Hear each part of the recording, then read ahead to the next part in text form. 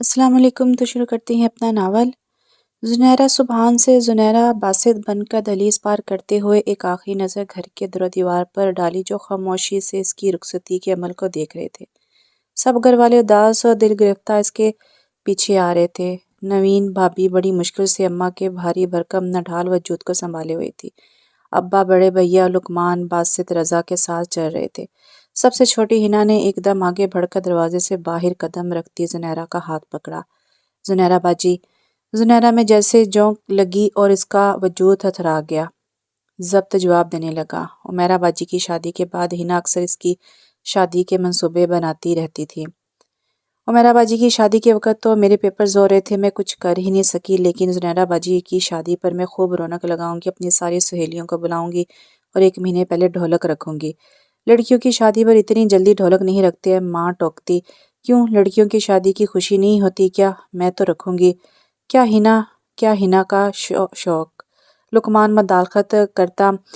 زنیرہ باجی کو میں خود دلہن بناؤں گی۔ وہ اس کی مداخلت کو نظر انداز کر دیتی تاکہ لاہور کا پورا خاندان ہسپتال پہنچا وہ بلا کیوں پیچھے رہتا، تم تو ہو ہی جل ککڑے ہونا۔ ہنا رخ پھیر لیتی۔ میری طرف سے بھی ہوں جل ککڑی، لقمان جواباً نقل اتارتا۔ اور آج جب وہ دلہن بنی تھی تو نہ ڈھولک رکھی گئی تھی، نہ ہاتھوں میں مہندی کے پھول کھلے تھے اور نہ شہنائی بجی تھی۔ جب دل کا چمن ہی اجڑ گیا تو کیا مہندی اور کیا 16 سنگھار۔ شادی کا سوٹ بھی اس نے بہت سادہ سا پہنا تھا، جیسے بندہ کہیں آتے جاتے چھوٹی موٹی تقریب میں پہن لیتا ہے۔ زنیرہ نے آستگی سے اپنا ہاتھ ہنا کے ہاتھوں سے چھڑایا۔ زنیرہ باجی۔ ہنا روتے ہوئے لپٹ گئی۔ اماں کی سسکیاں زور پکڑنے لگیں۔ دل چاہا کہ ہنا کو گلے لگا کر ڈھیر سارا پیار کرے، خوب روئے۔ پتھرائی ہوئی آنکھوں میں پانی کی بوند چمکی۔ اس نے آنکھیں جھپک کر ہنا کو خود سے علیحدہ کیا۔ ایسی رخصتی کا بھلا اس نے کب سوچا تھا؟ یوں لگ رہا تھا جیسے جنازے کا سیکنڈ پارٹ چل رہا ہو۔ گردن کو ہلکا سا خم دے کر کنکھیوں سے اماں کو دیکھا۔ مان لے اماں، اس گھر میں رونق میری وجہ سے ہے۔ ہائے تیرے بغیر تو جیسے اس گھر میں الو بولیں گے۔ اماں جو اس کی کسی حرکت پر پہلے ہی جلی بیٹھی ہوتی چمک کر کہتی اور وہ محفوظ ہو کر چھت پھاڑ کہکا لگاتی، اماں اب سب کو ایسے تو نہ کہیں، آخر وہ بھی آپ کی اولاد ہیں۔ ارے کم بخت، چھت پھاڑے گی؟ لڑکیوں کو ایسے ہنسنا زیب دیتا ہے کیا؟ بے اختیار ایک اور کہکا اس کے حلق سے آزاد ہوتا۔ پھر کیسا ہنسنا زیب دیتا ہے؟ آپ ہنس کر دکھائیں نا۔ اور اماں اس کی ڈٹائی کا توڑ کرنے کے لیے جوتا اٹھاتی، مگر وہ بھی ایکسپرٹ ہو گئی تھی۔ اماں کا ہاتھ جوتے کی طرف بڑھتے دیکھ کر چھلانگ مار کر چھلاوے کی طرح غائب ہو جاتی۔ دہلیز سے باہر قدم رکھتے ہی سوچ کا سلسلہ ٹوٹا اور ساتھ ہی اس گھر سے رشتہ بھی ٹوٹ گیا۔ دل میں ایک بار پھر کبھی نہ آنے کا عہد تازہ کیا، اور اس سے پہلے کہ باسط یا کوئی اور اس کے لیے گاڑی کا دروازہ کھولتا، وہ جلدی سے آگے بڑھ کر خود دروازہ کھول کر بیٹھ گئی۔ باسط نے ایک حیران نظر اس پر ڈالی، پھر اس کے گھر والوں اور اپنے ساتھ آنے والے دوست احباب سے مل کر گاڑی میں آ بیٹھا۔ گاڑی سٹارٹ کر کے آگے بڑھانے سے پہلے سب کو ہاتھ ہلا کر الوداع کہا، مگر وہ جس نے اس گھر میں 20 برس گزارے تھے اور جس کا اس گھر کے ہر فرد سے نہ ختم ہونے والا خون کا رشتہ تھا، بے حسی سے ونڈ سکرین کے پار دیکھتی رہی۔ باسط کے لیے اس کا یہ طرز عمل حیران کن تھا، لیکن یہ وقت کچھ پوچھنے کا نہیں تھا۔ زنیرہ ہمیشہ سے کتنی مختلف لگ رہی تھی، بہت بڑی، میچور اور ناراض۔ کہیں کچھ تھا جو اس کے علم میں نہیں تھا۔ چہرہ میک اپ اور جذبات سے یکسر آ رہی تھا۔ لباس بھی ایسا تھا جیسے کسی کالج فنکشن یا فرینڈز کی برتھ ڈے پارٹی میں پہنا جانا تھا۔ تب باسط کو یاد آیا کہ شادی کے بعد جب وہ عمیرہ کے ساتھ پہلی بار ان کے گھر آیا تھا تو زنیرہ نے یہی لباس پہن رکھا تھا، ہلکے پھلکے طریقے سے تیار سلکی باب کٹ بالوں کو گردن کے ہلکے سے جھٹکے سے دائیں سے بائیں اور بائیں سے دائیں لہراتی شوخ چنچل سی لڑکی اسے سالی کے روپ میں خاصی پسند آئی تھی۔ افراد خانہ میں سب سے پہلے آگے بڑھ کر اس نے استقبال کیا تھا۔ دودھ پلائی کی رسم میں بھی اس کی باسط کی کزنز کے ساتھ خوب لڑائی ہوئی تھی۔ جب زنیرہ نے دودھ اسے پیش کیا تو باسط کے کزن تبریز نے پکڑنے کی کوشش کی۔ ارے آپ کہاں سے ٹپک پڑے ہیں؟ آسمان سے۔ تبریز کے جواب پر اس کے دوسرے کزنز ہنسے۔ تو کھجور میں اٹکیے، یہاں کیا کر رہے ہیں؟ زنیرہ کے چاچا کی بیٹی فضہ نے برجستہ کہا۔ دلہن پارٹی کے کہکے لگانے پر وہ ہلکا سا خفیف ہوا، لیکن ڈھٹائی کا دامن ہاتھ سے نہ چھوڑا۔ دل ڈھونڈنے کی کوشش کر رہا ہوں، ابھی تو یہیں کہیں تھا۔ اس نے باری باری سب لڑکیوں کے چہرے پر نظر ڈالی۔ آپ کو دل نہیں عقل ڈھونڈنے کی ضرورت ہے، زنیرہ کی کزن صدف نے مشورہ دیا۔ جی ہاں، زنیرہ نے ہنسی روک کر مصنوعی سنجیدگی سے کہا۔ دل تو اگر کہیں چلا بھی گیا تو لوگ معذرت کے ساتھ واپس کر جائیں گے۔ دولہا پارٹی نے زبردست کہکا لگایا۔ آپ نے تو ابھی تک معذرت نہیں کی۔ دولہا پارٹی میں سے ایک اور لڑکے نے حصہ لیا۔ ہمارے جیسے دل تو آپ کو چراغ لے کر ڈھونڈنے سے بھی نہیں ملیں گے۔ دل ہے یا گمشدہ بھینس ہو گئی؟ زنیرا نے جل کر کہا، بتائیے عقل بڑی کہ بھینس؟ عقل تو ان کے پاس ہے نہیں اور بھینس ان کی ویسے ہی گمشدہ رہتی ہے۔ فضا نے اس کی بات پر برجستگی سے کہا، بھینس کون ہے؟ دولہا پارٹی نے بدلا لینے کی کوشش کی۔ اور گدھا کون ہے؟ دلہن والوں کے اس جواب سے دولہا والوں کی خواتین میں خاصی بدمزگی ہو گئی۔ پہلے ہم دودھ ٹیسٹ کریں گے پھر دولہا پیے گا۔ کیوں؟ کس خوشی میں؟ زنیرا نے ناک چڑھائی۔ کیا پتا آپ لوگوں نے کچھ ملا دیا ہو، نمک یا جمال گوٹا؟ ساتھ والے نے لقمہ دیا۔ معاف کیجیے گا، یہ آپ کی خاندانی روایت ہوں گی، ہمارے ہاں ایسی چچوری حرکتیں نہیں کی جاتی۔ فضا کو ان کا کہنا سخت برا لگا۔ باسط نے بات کو سنجیدہ رخ اختیار کرتے دیکھ کر ہاتھ بڑھا کر دودھ کا گلاس پکڑ لیا۔ یہ معاملہ ابھی ختم نہ ہوا تھا کہ دولہا پارٹی کے چوکس ہونے کے باوجود لڑکیوں نے بڑی مہارت سے جوتا اتار لیا۔ مسجد سے جوتے چرانے والوں سے تعلق لگتا ہے؟ لڑکوں نے بپتی چھوڑی۔ کیوں آپ یہ کام چھوڑ چکے ہیں؟ صدف نے پوچھا۔ نہیں، میں بھی یہ تو مسجد جاتے ہی اس مقصد کے لیے ہیں۔ فضا بھلا کیوں پیچھے رہتی؟ دولہا والوں کے جوتے دیکھو، سب چوری کیے ہیں۔ دولہا پارٹی نے بانگے دہل اعلان کیا۔ اچھا، دودھ پلائی کے پیسے نکالے؟ 25,000۔ زنیرا نے ہتھیلی آگے کی۔ لوٹ مار مچی ہے؟ دولہا پارٹی نے احتجاج کیا۔ جی، دودھ پلائی پلس جوتا چھپائی پلس کھال اتروائی۔ تبریز نے ٹکرا لگایا۔ آپ کی کھال خاصی موٹی لگ رہی ہے، اتارنا ہی پڑے گی۔ فضا لحاظ رکھنے کے قائل نہ تھی۔ جی ضرور، بندہ حاضر ہے، وقت اور جگہ کا تعین فرما دیجیے۔ وہ بھی ڈھیٹ تھا۔ آپ ہے کیا چیز؟ فضا تبگی یہ سیکرٹ ہے، ملنے پر بتاؤں گا۔ باسط کو تبریز کے اس حد تک بڑھ جانا خاصا ناگوار گزرا، مگر وہ اسے منع کرنے کی پوزیشن میں نہیں تھا، لہذا خاموشی سے 25,000 روپے نکال کر زنیرا کو پکڑا دیے۔ کسی کے رونے کی آواز پر باسط کی سوچ کا تسلسل ٹوٹا۔ زنیرا نے بھی چونک کر باسط کی طرف دیکھا۔ چہرے پر گاڑی رکنے کی تحریر واضح تھی۔ اس نے خاموشی سے گاڑی روک دی۔ یوں بھی سنی کے پیچھے سیٹ پر سونے کی وجہ سے وہ گاڑی بہت مناسب رفتار سے چلا رہا تھا۔ زنیرا گاڑی کا دروازہ کھول کر پیچھے سیٹ پر جا بیٹھی اور سنی کو گود میں اٹھا لیے۔ اس ننھے سے وجود میں جانے کیا جادو تھا کہ زنیرا کے تنے ہوئے سانپ ڈھیلے پڑنے لگے۔ سنی کو سینے سے لگا کر تھپکتے ہوئے اسے خود بھی تحفظ کا احساس ہوا۔ ایک ایسی اپنائیت جو پہلے کبھی محسوس نہ ہوئی تھی۔ اماں کی دہلیز پار کرنے کے بعد سے اب تک جو تنہا اور بے سہارا ہو جانے کا احساس ہو رہا تھا وہ ایک دم ختم ہو گیا۔ بے حسی کی برف پگھلنے لگی۔ باسط نے بیک مرر سے دیکھا، جوں جوں بے حسی کی برف پگھل رہی تھی، چہرے پر دکھ کے سائے گہرے ہو رہے تھے۔ آنکھوں میں گلابی پن آنا شروع ہو گیا تھا، جو شاید آنسو ضبط کرنے کی کوششوں کا نتیجہ تھا۔ باسط کا دل چاہا وہ اس کے کندھے پر ہاتھ رکھ کر اسے حوصلہ دے اور اس رشتے سے ہٹ کر اپنی دوستی اور خلوص کا یقین دلائے۔ اسے بتائے کہ وہ اس کا ہمدم غمگسار ہے اور وہ اسے اپنے دکھ سکھ خوشی غم اور اچھے برے سب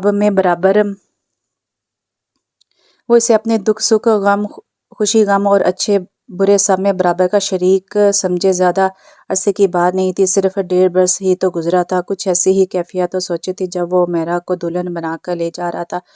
پہلے اپنے پہلو میں من چاہے ہمسفر کا احساس اس پر نشہ طاری کیے ہوئے تھا۔ تب اس نے خود سے عہد کیا تھا کہ وہ میرا کو زندگی کی ہر خوشی ہر آسائش دے گا، اتنی محبت کرے گا کہ وہ خود لوگ بھی اس پر رشک کریں گے، اور اس نے عملاً ایسا کر کے بھی دکھایا تھا۔ مگر افسوس تقدیر نے اسے خود پر ناز کرنے کا زیادہ موقع نہ دیا اور میرا بہت کم زندگی لکھوا کر لائی تھی۔ باسط کا تو اب بھی خمار ہی نہ اترا تھا کہ وہ اس سے سنی کے روپ میں اپنی نشانی دے کر چپکے سے چلی گئی تھی۔ لوگ ٹھیک ہی تو کہتے ہیں، موت کا کوئی اعتبار نہیں ہوتا۔ خدا کی مخلوق بہت خود غرض ہوتی ہے، اپنی آسانیوں اور آسائشوں کو ضرورت کا نام دے کر خود سختہ اصول بنانے میں اس کا جواب نہیں ہے۔ کل جب وہ میرا کو دلہن بنا کر لایا تھا تو اس کے ساتھ زندگی بھر وفادار رہنے اور آخری سانس تک نبھانے کا وعدہ کرنے والے کی زندگی میں صرف 1.5 سال بعد ہی دوسری لڑکی داخل ہو گئی تھی، جبکہ میرا کو دنیا سے گئے صرف 3 ماہ اور چند دن ہی ہوئے تھے۔ لیکن ایسا کرنا اس کی مجبوری تھی۔ سنی ابھی بہت چھوٹا تھا، اسے ماں کی ضرورت تھی اور ماں کے روپ میں میرا کا متبادل زنیرا سے بڑھ کر کوئی نہیں ہو سکتا تھا۔ اگر یہ میرا سے بے وفائی تھی تو وہ اس پر شرمندہ تھا، مگر سنی کے جیتے جاگتے ننھے وجود نے اسے خود غرض بنا دیا تھا۔ یہ نہیں کہ وہ میرا کو بھول گیا تھا یا وہ یاد بن کر اس کی زندگی اس کے دل و دماغ سے نکل گئی تھی، بلکہ وہ تو ابھی بھی اس کی موت پر بے یقین ہونے لگتا تھا۔ وہ یاد بن کر اس کے رگوں میں لہو کی طرح بہہ رہی تھی، لیکن زنیرا کی حق تلفی کرنے کا بھی اس کا ارادہ نہیں تھا۔ انہیں لاہور سے روانہ ہوئے 5 گھنٹے ہو چکے تھے۔ اسلام آباد کا علاقہ شروع ہو چکا تھا۔ زنیرا نے ایک نظر گود میں سوئے سنی کو دیکھا، پھر باہر دیکھنے لگی۔ سڑک کے کنارے لگی ٹیوب لائٹ سے ایک محسوس فاصلے تک روشنی کر رہی تھی۔ سڑک سے پرے اندھیرے اور ویرانی کا راج تھا، بالکل اس کی دل کی طرح۔ زنیرہ نے گاڑی میں لگی گھڑی پر نظر ڈالی جو 10 بجے کا وقت بتا رہی تھی، یعنی سفر ختم ہونے والا تھا۔ دل کو جیسے کسی نے مٹھی میں لے کر دبایا۔ کاش یہ سفر کبھی ختم نہ ہو یا اتنا لمبا ہو جائے کہ بیماری مر جائے، اور ورنہ کم سے کم یہ رات تو ضرور ختم ہو جائے۔ اس نے ڈوبتے دل سے سوچا، وہ آج کی رات اس گھر میں قدم نہیں رکھنا چاہتی تھی، لیکن اگر یوں دعائیں پوری ہونے لگتی تو آج عمیرہ آپی کی جگہ پر نہ بیٹھی ہوتی۔ جوں جوں گاڑی فاصلہ طے کر رہی تھی، زنیرہ کا دل فرار کے رستے سوچ رہا تھا۔ ایک بار دل چاہا کہ گاڑی کا دروازہ کھول کر باہر چھلانگ لگا دے اور اس تاریکی کا حصہ بن کر ہمیشہ کے لیے باسط کی زندگی سے نکل جائے۔ بھلا اس نے ایسا کب سوچا تھا؟ باسط کے ہارن بجانے پر گل محمد چوکیدار نے گیٹ کھول کر سلام کیا۔ وہ گل محمد کو فون پر اپنے آنے کی اطلاع دے چکا تھا اور یہ بھی بتا چکا تھا کہ وہ بی بی عمیرہ کی چھوٹی بہن سے نکاح کر کے اپنے ساتھ لا رہا ہے۔ وہ گھر اچھی طرح صاف کروا کے خانسامہ سے کھانا تیار کروا دے، رات کا کھانا وہ اپنے گھر میں ہی کھائے گا۔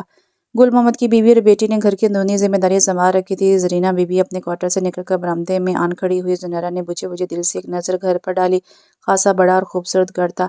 اگر وہ عمیرہ باجی کی موجودگی میں اس گھر میں آتی تو یقیناً اتنا خوبصورت گھر دیکھ کر خوشی سے چیخ پڑتی، مگر اس وقت دل چاہ رہا تھا کہ دھاڑے مار کر روئے۔ میرے خدا، تو نے مجھے کس آزمائش میں ڈال دیا؟ اس کے ہاتھ پیر سن ہونے لگے تھے۔ زندگی کا یہ رخ بہت اذیتناک تھا۔ زرینہ بی بی سنی کو اٹھا کر اس کے کمرے میں لے جا، باسط کے دروازے کھولے اور پھر بات کرنے پر وہ چونک کر حواس میں پلٹی۔ السلام بی بی جی۔ جی آیا نو۔ ماسی نے سنی کو اس کی گود سے اٹھاتے ہوئے سلام کیا۔ زنیرہ نے کوئی جواب نہ دیا، خاموشی سے گاڑی سے نکل آئی۔ پیروں میں جیسے کسی نے بھاری پتھر باندھ دیے تھے، قدم اٹھانا دو بھر ہو رہا تھا۔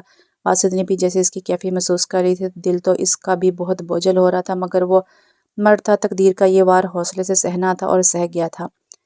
Take it easy Zunaira. اس نے زنیرہ کو حوصلہ دینے کی کوشش کی۔ زنیرہ کو اس وقت ایسے ہی لفظی سہارے کی ضرورت تھی۔ وہ ہمت کر کے باسط کے پیچھے چل پڑی۔ سٹنگ روم میں داخل ہوتی وہ صوفے پر گرنے والے انداز میں بیٹھ گئی۔ دل کی دھڑکنیں جیسے بند ہوئی جا رہی تھی، حلق میں کانٹے چبھ رہے تھے۔ زنیرہ بی بی کے لیے پانی لاؤ۔ باسط اس کے چہرے کی زردی دیکھ کر گھبرا گیا، یوں لگ رہا تھا جیسے وہ ابھی اپنے حواس کھو دے گی۔ ان سارے معاملے میں کچھ تھا جو اسے معلوم نہیں تھا، ورنہ نکاح سے پہلے اس نے خود زنیرہ سے بات کر کے اس کی رضامندی معلوم کی تھی۔ زنیرہ کی آنکھیں بند ہونے پر وہ تیزی سے اس کی طرف بڑھا، ہاتھ پکڑ کر اس کی نبض چیک کرنے کی کوشش کی، مگر ہاتھ کے بے جان انداز سے ہی اسے اندازہ ہو گیا وہ بے ہوش ہو چکی ہے۔ زرینہ بی بی ان کے جوتے اتار کر صوفے پر لٹا۔ باسط کی پیشہ ورانہ ڈاکٹری کی حس جاگ گئی تھی۔ اگلے روز اس نے نیند سے بوجھل آنکھیں بامشکل کھولیں۔ پوٹے بہت بھاری ہو رہے تھے۔ نیند کا خمار دماغ پر پھر سے حاوی ہونے لگا۔ اس سے پہلے کہ کروٹ بدل کر پھر سے نیند کی گوش میں پہنچ جاتی، نظر سامنے دیوار اور پھر چھت پر پڑی۔ در و دیوار کی تبدیلی سے دماغ کو جیسے جھٹکا لگا۔ نیند کا خمار پل بھر میں غائب ہو گیا، پورے حواس بحال ہو گئے۔ وہ تیزی سے اٹھ کر بیٹھ گئی۔ پرندوں کی چہچہانے کی آواز سے لگ رہا تھا کہ باہر صبح ہو چکی ہے۔ کھٹکے کی آواز پر اس نے بائیں طرف گردن موڑی۔ وہ شاید باتھ روم کا دروازہ تھا۔ باسط کندھے پر تولیہ رکھے برآمد ہوا۔ کیسی طبیعت ہے؟ ٹھیک ہوں۔ باسط نے ہونٹوں کی بے آواز جنش اور سر کے ہلکے سے غم سے اس کے جواب کا اندازہ کیا اور آگے بڑھ کر کھڑکیوں کے پردے ہٹا دیے۔ کمرہ روشنی سے بھر گیا اور گلاس ونڈو سے لون کا خوبصورت سرسبز منظر نظر آنے لگا۔ اس نے ایک نظر کمرے کا جائزہ لیا۔ وہ خاصا بڑا اور ویل ڈیکوریٹڈ بیڈ روم یقیناً عمیرہ باجی کا تھا، کیونکہ جس بیڈ پر وہ بیٹھی تھی یہ انہیں جہیز میں ملا تھا۔ مگر مجھے یہاں کون لائے؟ اس نے خود سے سوال کیا۔ سٹنگ روم تک تو اسے سب یاد تھا، مگر پھر یہاں تک پہنچنے کا عمل تو کیا باسط نے؟ اس نے سختی سے ابھرتے ہوئے خیال کو رد کیا۔ باسط مجھے میری مرضی کے بغیر اس کمرے تک نہیں لا سکتے، میں انہیں اس کا اختیار دوں گی نہ اجازت۔ میں صرف سنی کے لیے اس گھر میں آئی ہوں۔ یہ گھر، اس کی ہر چیز اور باسط سب عمیرہ باجی کے ہیں اور سدا رہیں گے۔ میں ان میں کبھی خیانت نہیں کروں گی۔ اس نے پھر سے عہد وفا تازہ کیا۔ باسط بغور اس کے چہرے کا تار چڑھا کا جائزہ لے رہا تھا۔ چہرے کے تناؤ اور ہونٹوں کو سختی سے بھینچنے کے عمل سے ظاہر ہو رہا تھا کہ وہ کوئی فیصلہ کر چکی ہے۔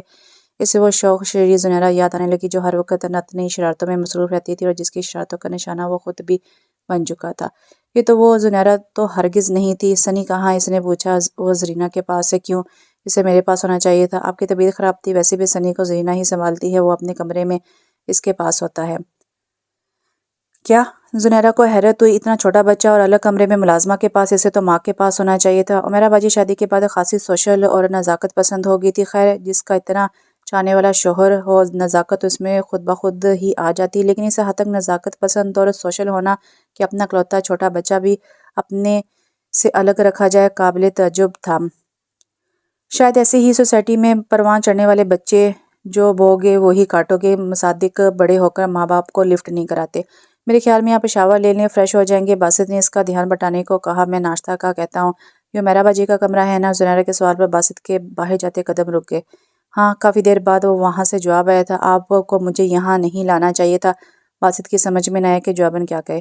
ناشتے کے بعد بات ہو گیا، فریش ہو جائیں۔ کافی دیر بعد اس سے یہی الفاظ مناسب لگے۔ ساری رات عمیرہ کی یاد نے اسے سونے نہیں دیا تھا۔ ماضی کا ایک ایک لمحہ جیسے فلم بن کر آنکھوں کے سامنے چل رہا تھا۔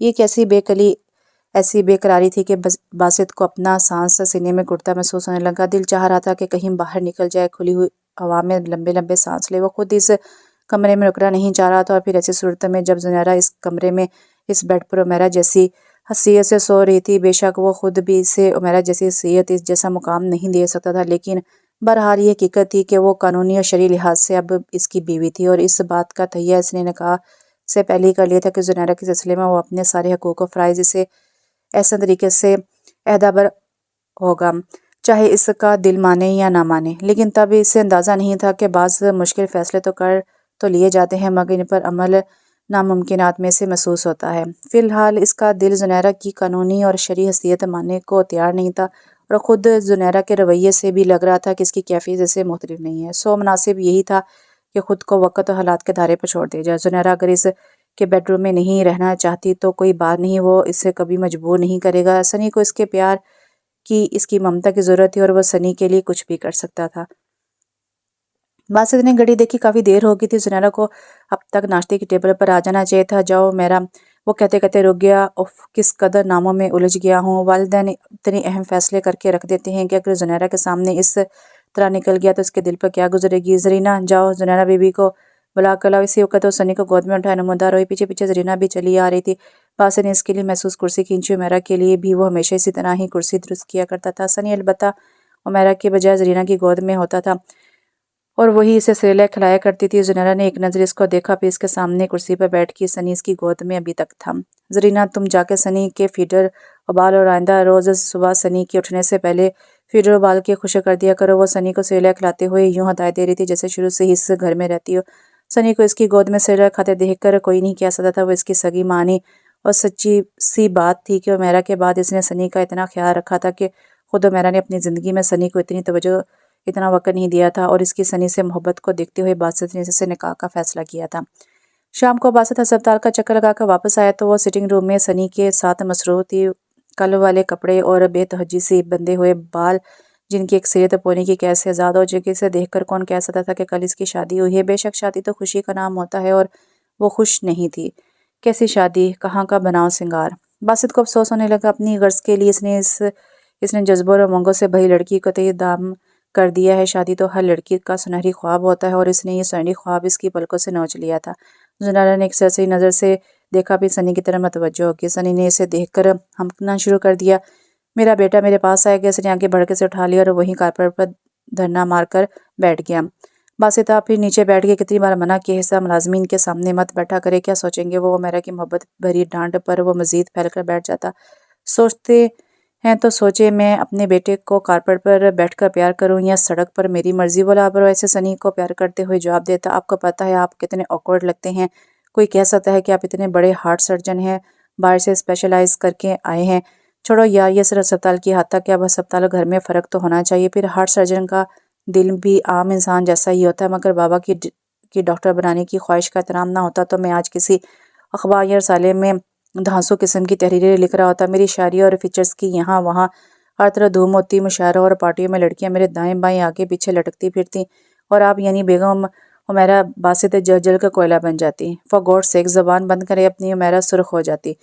اگر آپ حکم کریں تو آج سے ہم اشاروں کی زبان میں بات کریں گے، مگر پھر یہ نہیں کہنا کہ ملازمین کے سامنے اشارے بازی کرتے ہوئے آکورڈ لگتا ہو۔ ویسے مجھے اشارے بازی کی بھی کافی خاصی پریکٹس ہے۔ اسکول کے زمانے میں اپنے دوست کے ساتھ ان کے گھر کی چھت پر کبوتر بازی پلس عشق بازی کیا کرتا تھا۔ اس کی زبان ٹل پڑتی تو رکنے کا نام نہ لیتی۔ کیا آپ؟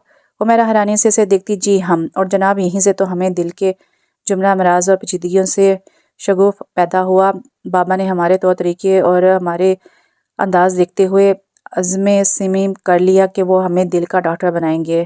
باسط مبالغہ آرائی کی حد کر دیتا، خدا مجھے آپ سے بچائے، کبھی کبھی مجھے لگتا ہے کہ لقمان اور زنیرہ کی روح آپ میں آ گئی ہے۔ بھئی واہ، کیا خوب یاد دلایا، کیا مزے کی چائے بناتی ہے زنیرہ۔ آپ نے کبھی عمر بھر اپنے ہاتھوں کی لذت کے کیا کہنے، مجھ سے نہیں بنتی چائے وائے، میں ملازمہ سے کہتی ہوں۔ آپ کی چائے ٹھنڈی ہو رہی ہے، زنیرہ کی آواز پر چونک کر حال میں لوٹا۔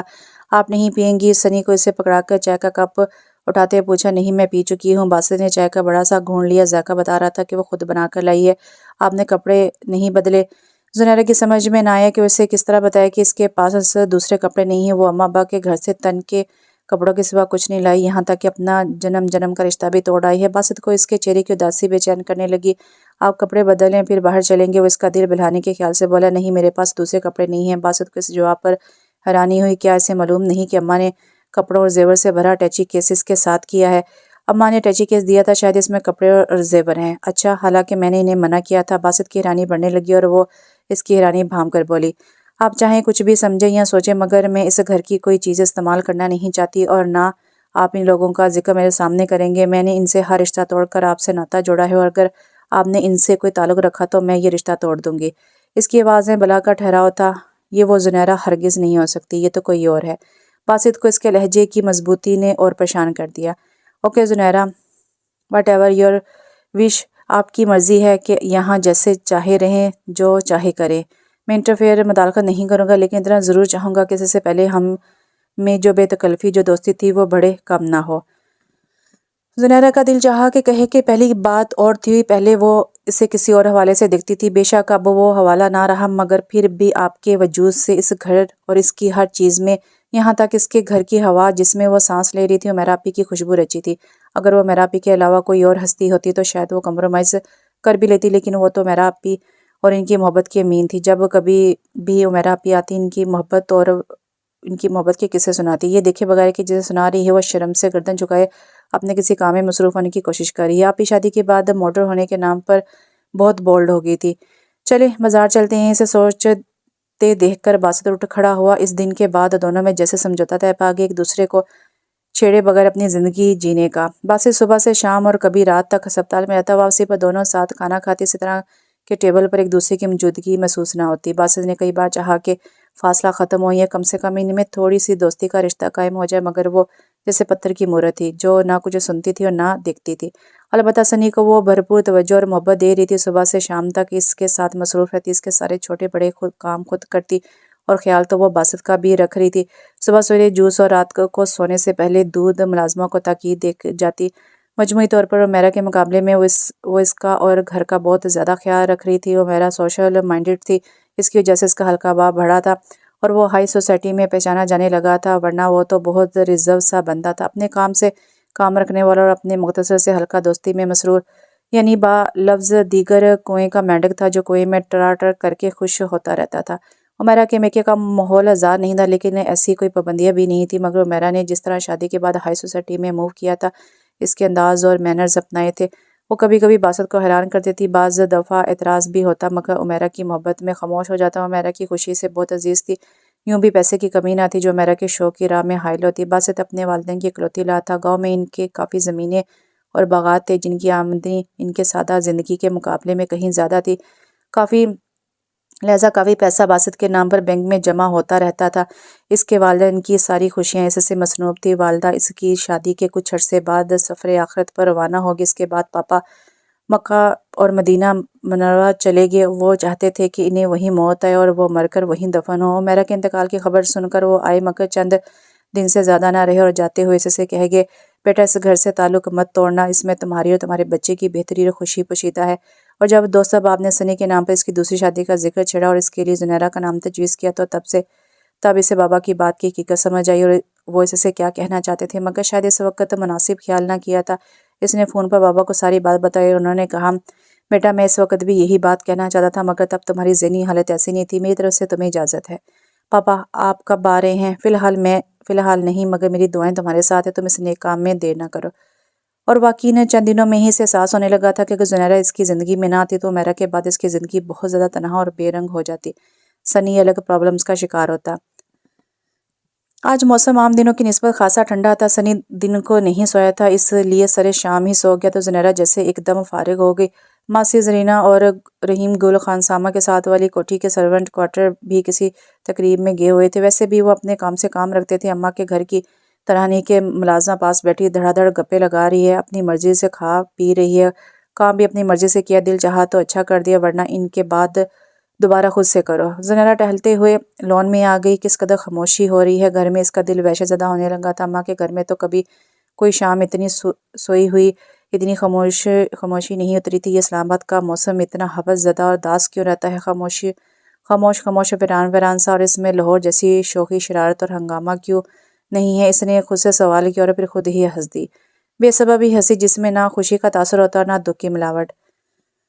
You are so close Zunaira بی بی، یہ اسلام آباد کا نہیں تمہارے اندر کا موسم ہے۔ دل میں بہار آئی ہو تو صحرا میں بھی پھول کھلے نظر آتے ہیں، ورنہ دیکھو تمہارے ارد گرد کتنے پھول کھلے ہیں، کتنی ٹھنڈی ہوائیں چل رہی ہیں، مگر تمہارے دل مسئلے خزاں ہو چکا ہے۔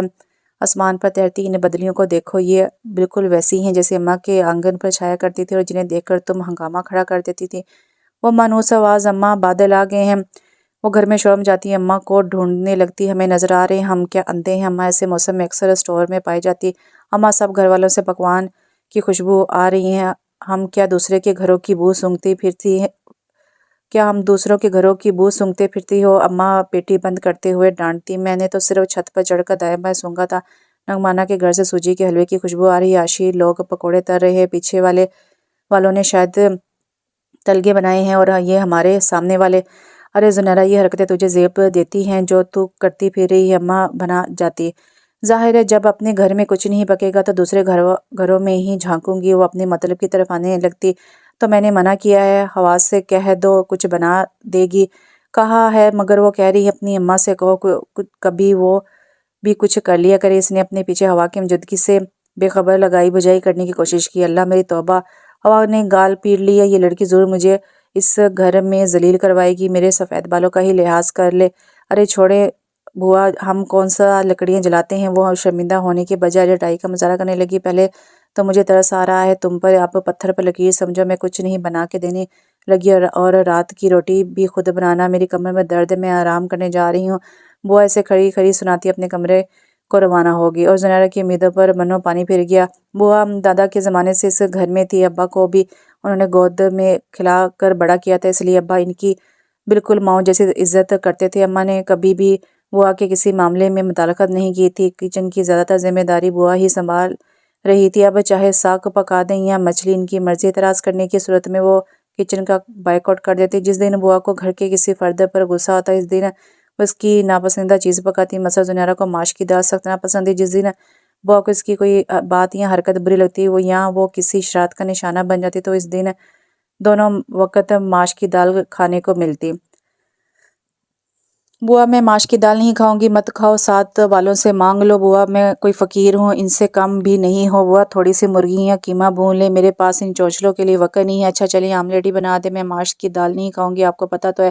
مت کھاؤ ہماری بلاس، اور یہ جو آملیٹ وغیرہ بنانا ہے خود بناؤ، ہم تمہارے بابا کے نوکر نہیں ہیں، ہم نے جو بنانا تھا بنا دی، ہمارا کام ختم، اب چاہے کھائے یا بھوکا رہے۔ اور سنو، بوا جا جاتے کہتی، کچن گندا نہ کرنا، سمیٹ کر نکلنا۔ مجھے پتہ ہے آپ کیوں ناراض ہیں، اگر ابا آپ کو سچ مجھ پیارے ہوتے نا تو ان کی اولاد سے بھی محبت ہوتی۔ رات دن پڑھ پڑھ کر دماغ خشک ہو گیا، اب ہمیں کیا پتہ کہ بادام کا حلوہ آپ نے آپا کے لیے چھپائے رکھا ہے یا اس لقمان کے بچے سے بچا کر ہمارے لیے، ہم تو اپنا سمجھ کے کھا گئے۔ اور دوپہر کو جو آپ نے ماش کی دال کھلائی تھی، اسے کھا کر ہمارے آنکھوں کے آگے کالے نیلے دائرے بن رہے ہیں۔ اگر ہمارا دماغ جل گیا یا ہماری آنکھوں پر موٹے موٹے شیشوں کی اینک لگی تو نہ ہم پڑھ سکیں گے اور نہ کوئی بیانی آئے گا، ساری عمر یوں ہی جاہل و کوارے پھریں گے۔ اسے زبردستی کی رکعت آری کی، کچھ تو تھی ہی معصوم صورت اور کچھ اداکاری کر کے بن گئی۔ بوا کے نرم دل پر چوٹ لگی۔ اچھا تم جاؤ میز پر بیٹھو، ہم نے سبحان میاں اور نعمان کے لیے شامی کباب رکھے ہیں، ان میں سے تمہارے لیے تل کر لاتے ہیں۔ بی بی جی، آپ نے اتنے خراب موسم میں باہر بیٹھی ہیں، سردی لگ جائے گی۔ زرینہ کی آواز پر یادوں کا سلسلہ ٹوٹ گیا، پتہ نہیں کہاں تھی سردی، اس کے اندر تو یادوں کی چنگاری نے علاوہ دکھا دیا تھا۔ بیگم صاحبہ، آپ کی طبیعت تو ٹھیک ہے؟ ماسی کی آواز میں تشویش تھی۔ ہاں ٹھیک ہوں۔ رحیم گل، آج کیا پکا ہے؟ چکن قورمہ، شامی کباب و کھیرے، ساتھ ماش کی دال بھی بنا لو۔ جی اچھا۔ رحیم گل حکم کی تکمیل میں روانہ ہو گیا۔ ماسی اور زرینہ نے بھی اندر کی راہ لی تو زنیرہ وہیں لون میں ٹہلنے لگی، یوں لگ رہا تھا جیسے ابھی بارش برسنے لگے گی۔ اس نے یوں ہی سر اٹھا کر آسمان کی طرف دیکھا، بارش کا پہلا قطرہ گرا، اس کی کھلی آنکھ میں جذب ہونے کی کوشش کرنے لگا۔ اگر مجھے رونا ہو تو میرے اندر سمندر موزن ہے۔ اس نے یوں ہی گردن اٹھائے بادل کو مخاطب کیا، مجھے رونے کے لیے تمہاری آنکھ سے ٹپکے ان آنسوں کی ضرورت نہیں ہے۔ رونا کم حوصلہ لوگوں کا کام ہے، اور میں بہت باہمہ لڑکی ہوں، روتی نہیں، سمجھے؟ اس نے ہاتھ کی پل سے جل تھل ہوتی آنکھوں کو صاف کیا۔ سینے میں گھٹن کا احساس بہت بڑھ گیا تھا۔ آخر میرے ساتھ ایسا کیوں ہوا؟ سب نے مجھے کیوں چھوڑ دیا؟ میرا اعتبار کیوں نہیں کیا؟ مجھ سے کچھ پوچھا کیوں نہیں؟ لقمان نے بھی میری حمایت نہیں کی، کوئی وضاحت نہیں مانگی۔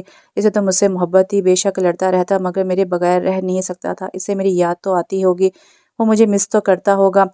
لقمان، دل پر جیسے کسی نے جلتا ہوا انگارہ رکھ دیا تھا اور سارا جسم تپنے لگا۔ درد کی شدت ناقابل برداشت تھی۔ اس کی تیز چیخ نے گھر کے در و دیوار کو ہلا کر رکھ دیا تھا۔ کچن میں کام کرتی ہوئی بوا کے ہاتھ سے چمچہ چھوٹا، اماں کے ہاتھ سے گلاس گر کر ٹوٹا، عمیرہ باجی کی گہری نیند ٹوٹی اور ہنا کا ٹی وی سے تسلسل ٹوٹا۔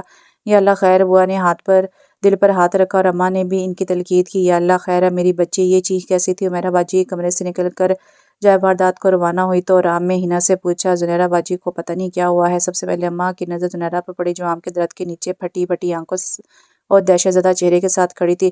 زینی، میری بات تو سنو، خدا کی قسم یہ نکلی ہے۔ اماں نے آگے بڑھ کر زنیرہ کو تھاما۔ وہ شاید بارش میں بھیگتی ہوئی چنبیلی چن رہی تھی جو اب اس کی جھولی سے گر کر ارد گرد بکھرے تھے۔ وہ اماں سے لپٹ کر پھوٹ پھوٹ کر رونے لگی۔ کیا ہوا؟ اماں نے ماتھے پر بر ڈال کر لقمان کو گھورا۔ وہ اماں، میں نے یہ ربڑ کا سانپ مذاق میں اس کے پاؤں پر پھینک دیا تھا، لقمان نے ڈرتے ڈرتے بتایا اور پشت پر چپایا ہاتھ سامنے کیا۔ اب کیوں؟ عمیرہ باجی اور ہنا نے باری باری چیخنے کا فرضیہ انجام دیا۔ یا اللہ خیر! بوا بدک کر پیچھے ہٹی۔ کیا ہو گیا ہے؟ بتا تو رہا ہوں، نکلی ہے۔ لقمان نے پریشانوں کا سانپ ایک طرف پھینک دیا۔ لقمان، ہر بات کی حد ہوتی ہے، تمہیں پتہ ہے ایسا مذاق دوسروں کی جان بھی لے سکتا ہے۔ عمیرہ باجی نے ابتدا کی اور اس کے بعد اماں اور بوا نے اس کی جو درگت بنائی سو بنائی۔ نعمان بھائی نے بھی پتہ چلنے پر اسے خوب جھاڑا اور ابا نے اس کا ہفتہ بھر کا جیب خرچ بند کر دیا، لیکن ان سب سے بڑھ کر زنیرہ کی قطع تعلقی تھی۔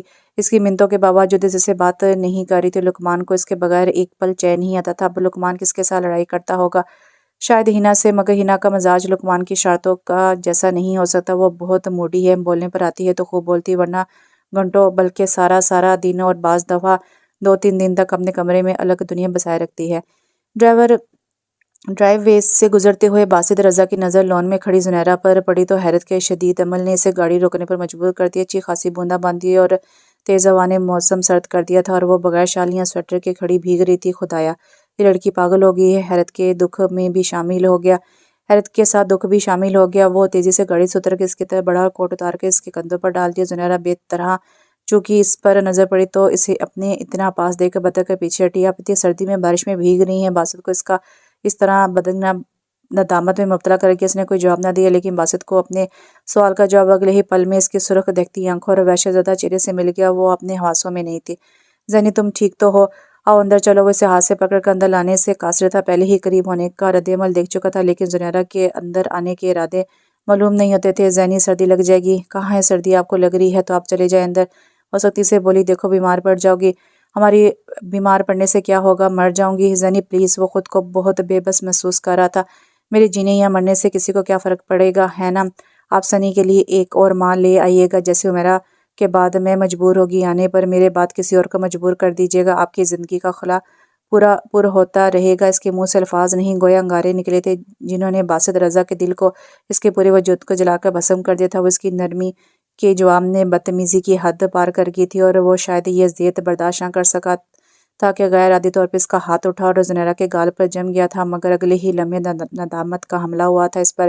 بس خاک میں مل گئی ساری ہمدردی۔ 2 جملے برداشت نہیں ہو سکے۔ اور مجھے دیکھو، میں نے نہ کردہ جرم کی پاداش میں سب کچھ کھو دیا، اپنی ہستی کا غرور، اپنے گھر کا اعتبار، اپنے گھر والوں کا اعتبار، وہ ساری خوشیاں جنہیں میں اپنا حق سمجھتی تھی، جن کی میں عادی تھی، سب کچھ چھین لیا گیا مجھ سے، مجھے تنہا کر دی گیا۔ تمہیں بھی سنی کی وجہ سے مجھ سے غرض ہے، ورنہ تم بھی مجھے اکیلا چھوڑ دو، ایک پل اس گھر میں برداشت نہ کرو۔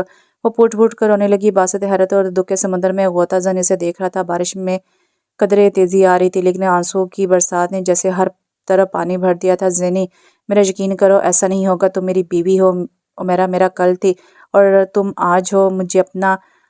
مجھے اپنا آج بہت عزیز ہے، تم آزما کر تو دیکھو۔ اور زنیرہ کو جانے کیا ہوا، ایک دم اس کے کندھے سے آن لگی، شاید ابالہ پائی کہ اس تنہا سفر میں تھکنے لگی تھی۔ کوئی تو ہوتا جسے ساری حقیقت حال کا علم ہو، جو اسے بے قصور سمجھے، جو اسے ہمدردی میں توجہ کی بھیک نہ دے۔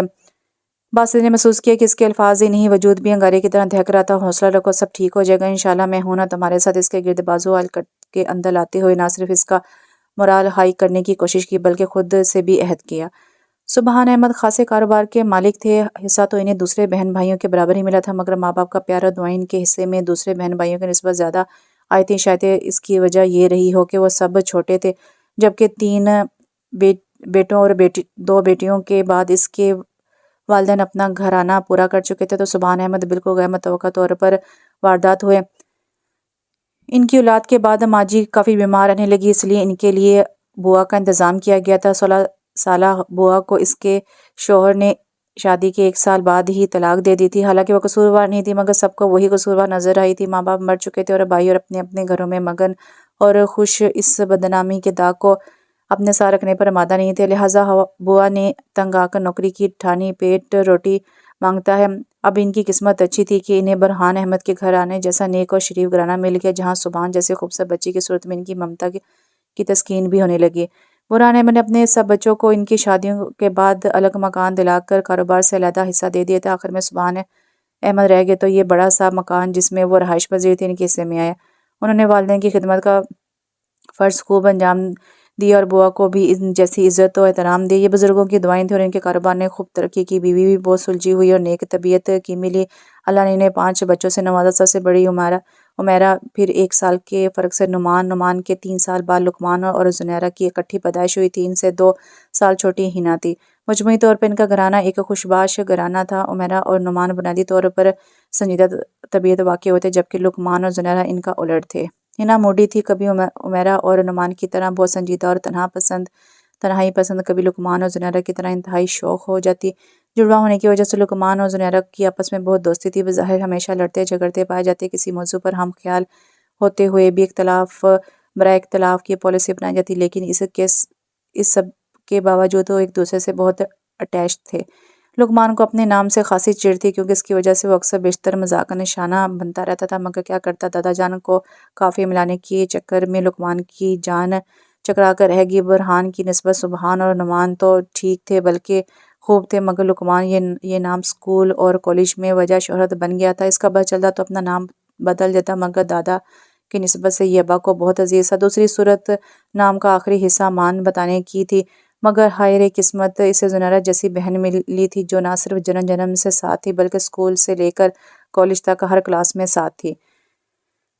گھر میں چونکہ اسے پورے اہتمام سے لقمان پکارا جاتا تھا، بلکہ بوا تو لقمان میاں پکارتی تھی جو اسے مزید سلگا تھا، اس لیے زنیرہ کی زبان پر شروع سے اس کا پورا نام چڑھا تھا۔ اکثر وہ چڑھ کر لڑنے لگتا، تمہیں خدا کا واسطہ مجھے اسکول میں لقمان کہہ کر مت پکارا کرو، پھر کیا ابن سبحان کہا کرو۔ وہ انجان بن کر پوچھتی، لقمان نہیں کہہ سکتی کیونکہ یہ نام دادا جان نے انتہائی محبت اور شوق سے رکھا تھا، اور میں ان کی روح کو زیت نہیں پہنچا سکتی۔ اللہ انہیں دخل جنت کرے، مجھے تو جیتے جاگتے دنیا میں دھکیل کے جس کو دیکھو حکیم لقمان کہہ کر مذاق اڑا رہا ہے۔ ہاں، یہ حکیم لقمان کے ساتھ انتہائی زیادتی ہے، کہاں وہ علم و دانش اور کہاں آپ جیسے احمق۔ زنیرہ کی بچی، وہ کبھی اسے ایک ہاتھ جڑ دیتا، کبھی چٹیاں نوچ لیتا، اور پیچھے رہنے والوں میں سے وہ بھی نہیں تھی۔ اسکول کے بعد کالج کا مسئلہ ہو گیا۔ لقمان کسی صورت زنیرہ کے ساتھ داخلہ لینے پر تیار نہیں تھا، مگر ابا کے سامنے نہ چلی۔ نجی سروس سے پڑھ کر کیا کرو گے صاحبزادے، تمہیں اس کاروبار کو سنبھالنا ہے، کوئی حساب کتاب پڑھو، فائدہ ہوگا۔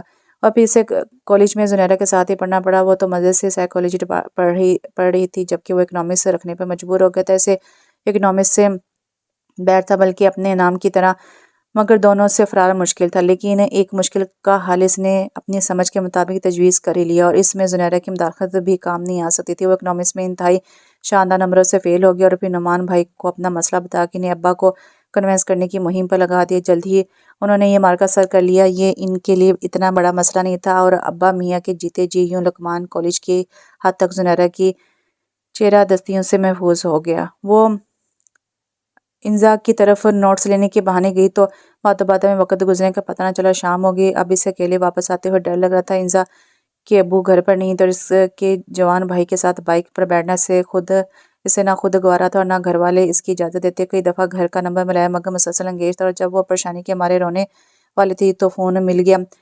اٹھانے والا لقمان تھا۔ میں کب سے ٹرائی کر رہی ہوں، انگیج کیوں کیا ہوا تھا؟ میں لڑائی अगेन फार्मूले पर अमल कर रहा था। वो शौकी से बोला, क्या मतलब? हैरान हुई। मतलब ये कि मैं अपने दोस्त का नंबर मिला रहा था, फ़ोन कहीं और जाके मिल गया। एक पटाखा सी लड़की ने फ़ोन उठा लिया। मैंने सोचा चलो बात करके कॉल के पैसे पूरे कर लें कुछ देर। तो मोहतरमा मंगेतर समझ कर होशो हवास में बात करती रही, फिर दिमाग ख़राब हो गया। मुझे इसका सही नंबर तो पता नहीं था, बस रीडायल दबाता रहा। पहले लड़की ने खुद और फिर इसकी माँ ने इंतहाई आला दर्जे की गालियाँ और कौसरों से नवाजा। लुकमान ने हंसते हुए तफसीर बताई, अब्बा को पता चल गया ना तो जान निकाल देंगे। तो मैंने कहा था कि मुझे मंगेतर समझने की गलतफहमी में मुब्तला, और जब इसे पता चला था कि मैं वो नहीं हूँ तो तमीज़ से बंद कर देती। अम्मा को बुलाने की क्या ज़रूरत थी? अरे हाँ अम्मा, से याद है, तुम भी फ़ौरन घर पहुँचो, अम्मा के तेवर ख़तरनाक होते जा रहे हैं। अरे मैंने इसलिए फ़ोन किया है लुकमान, प्लीज़ मुझे लेने आ जाओ। सॉरी सर, आने की तकलीफ़ तुम्हें खुद ही करनी होगी क्योंकि मेरी बाइक में एक कतरा पेट्रोल नहीं है। लुकमान, मैं अकेली नहीं आ सकती, प्लीज़ आ जाओ ना। पेट्रोल मैं डलवा दूंगी तो क्या वहाँ तक बाइक सीट कर लाऊं? सुबह से तुमसे 100 रुपये मांगे थे, अगर दे देती तो अब ये मुसीबत ना उठानी पड़ती। लुकमान को सुबह का मिन्नत भरा पीरियड याद आ गया। तो यूं कहो तुम बदला ले रहे हो, कैसी दुश्मनों जैसी बातें करती हो ज़ुनैरा। नुमान भाई प्लीज़। ज़ुनैरा के पास मेहनत करने के सिवा कोई चारा ना था। आई हो ना काबू में? लुकमान परवारदिगार के, अच्छा अगर तुम इतना सार कर रही हो तो मैं इसमें पानी डालकर लाने की कोशिश करता हूँ। अगर 10 मिनट में पहुँच गया तो ठीक, वरना पानी समझना के पानी से चलाने का तजर्बा नाकाम हो गया। ऐसी सूरत में जल्द से जल्द घर पहुँचने की कोशिश करना, क्योंकि अम्मा। ज़ुनैरा ने इसकी पूरी बात सुने बगैर फ़ोन रख दिया। सुबह के वाक़े के बाद इसे हरगिज़ उम्मीद ना थी कि लुकमान के दिल में मोहब्बत की कोई किरण फूटेगी। फिर भी इसने मुहम सी उम्मीद के सारे 15 मिनट इंतज़ार किया, लेकिन इसे ना आना था ना आया। और शायद लुकमान की जगह वो खुद होती तो यही कुछ करती। सुबह लुकमान ने अम्मा से मायूस होकर कोई घंटा भर इसकी मिन्नत की थी 100 रुपये के लिए, लेकिन इसे गुस्सा चढ़ा हुआ था। वो कल इसे बताए बगैर इसका पार पार कनाया पेन ले गया था और हिसाब रवायत गुम कर आया था। इससे रात ढूंढने पर खबर हुई और लड़के सोए थे भी। सुबह सुबह लुकमान का नया मुतालबा कि जैसे पैसों की वापसी की कोई खास तवक्को भी नहीं रखी जा सकती थी। कोई मेहराबाजी होती तो इसे इतनी मिन्नत की ज़रूरत पेश ही ना आती। वो थोड़ी सी पसे पुश्त के बाद इससे मतलूबा रकम या इससे आदि दे दिया करती थी, मगर वो बुआ के साथ तो कोई हफ्ता भर से छोटी छोटी पुप्पो के पास सरगोदा गई हुई थी। अंधेरा मज़ीद बढ़ गया था, तब इसने इंजा के भाई से रक्षा मंगवाया। इंजा इसके साथ रक्शे में बैठकर घर तक छोड़ने और साथ में मोटरसाइकिल पर इसका भाई भी आ रहा। बाद में इंजा भाई के साथ वापस हुई। इंजा को देखकर अम्मा ने नाराज़गी का प्रोग्राम कैंसिल कर दिया और ज़ुनैरा ने सुकून का सांस लिए। बात करके इसके सर में दर्द शुरू हो गया था और अब वो अम्मा का नसीहती लेक्चर सुनने के मूड में नहीं थी। मैंने सालन बना दिया, हिना ने आटा गूंद कर रख दिया है, तुम रोटी बना दो, सब आने वाले होंगे। जी अच्छा। वो ताबेदारी से कहकर कमरे में चले। हिना, मैं बहुत थक गई हूँ, तुम रोटी पका दो, आज मेरा सुबह इंग्लिश का टेस्ट है, मुझे तैयारी करनी। हिना ने पढ़ाई में गर्क होने का मुजाहरा करने के लिए सर उठाए बगैर जवाब दिया, उठ कर पढ़ लेती, आधा घंटा लगेगा सिर्फ। इसने खुशामद की।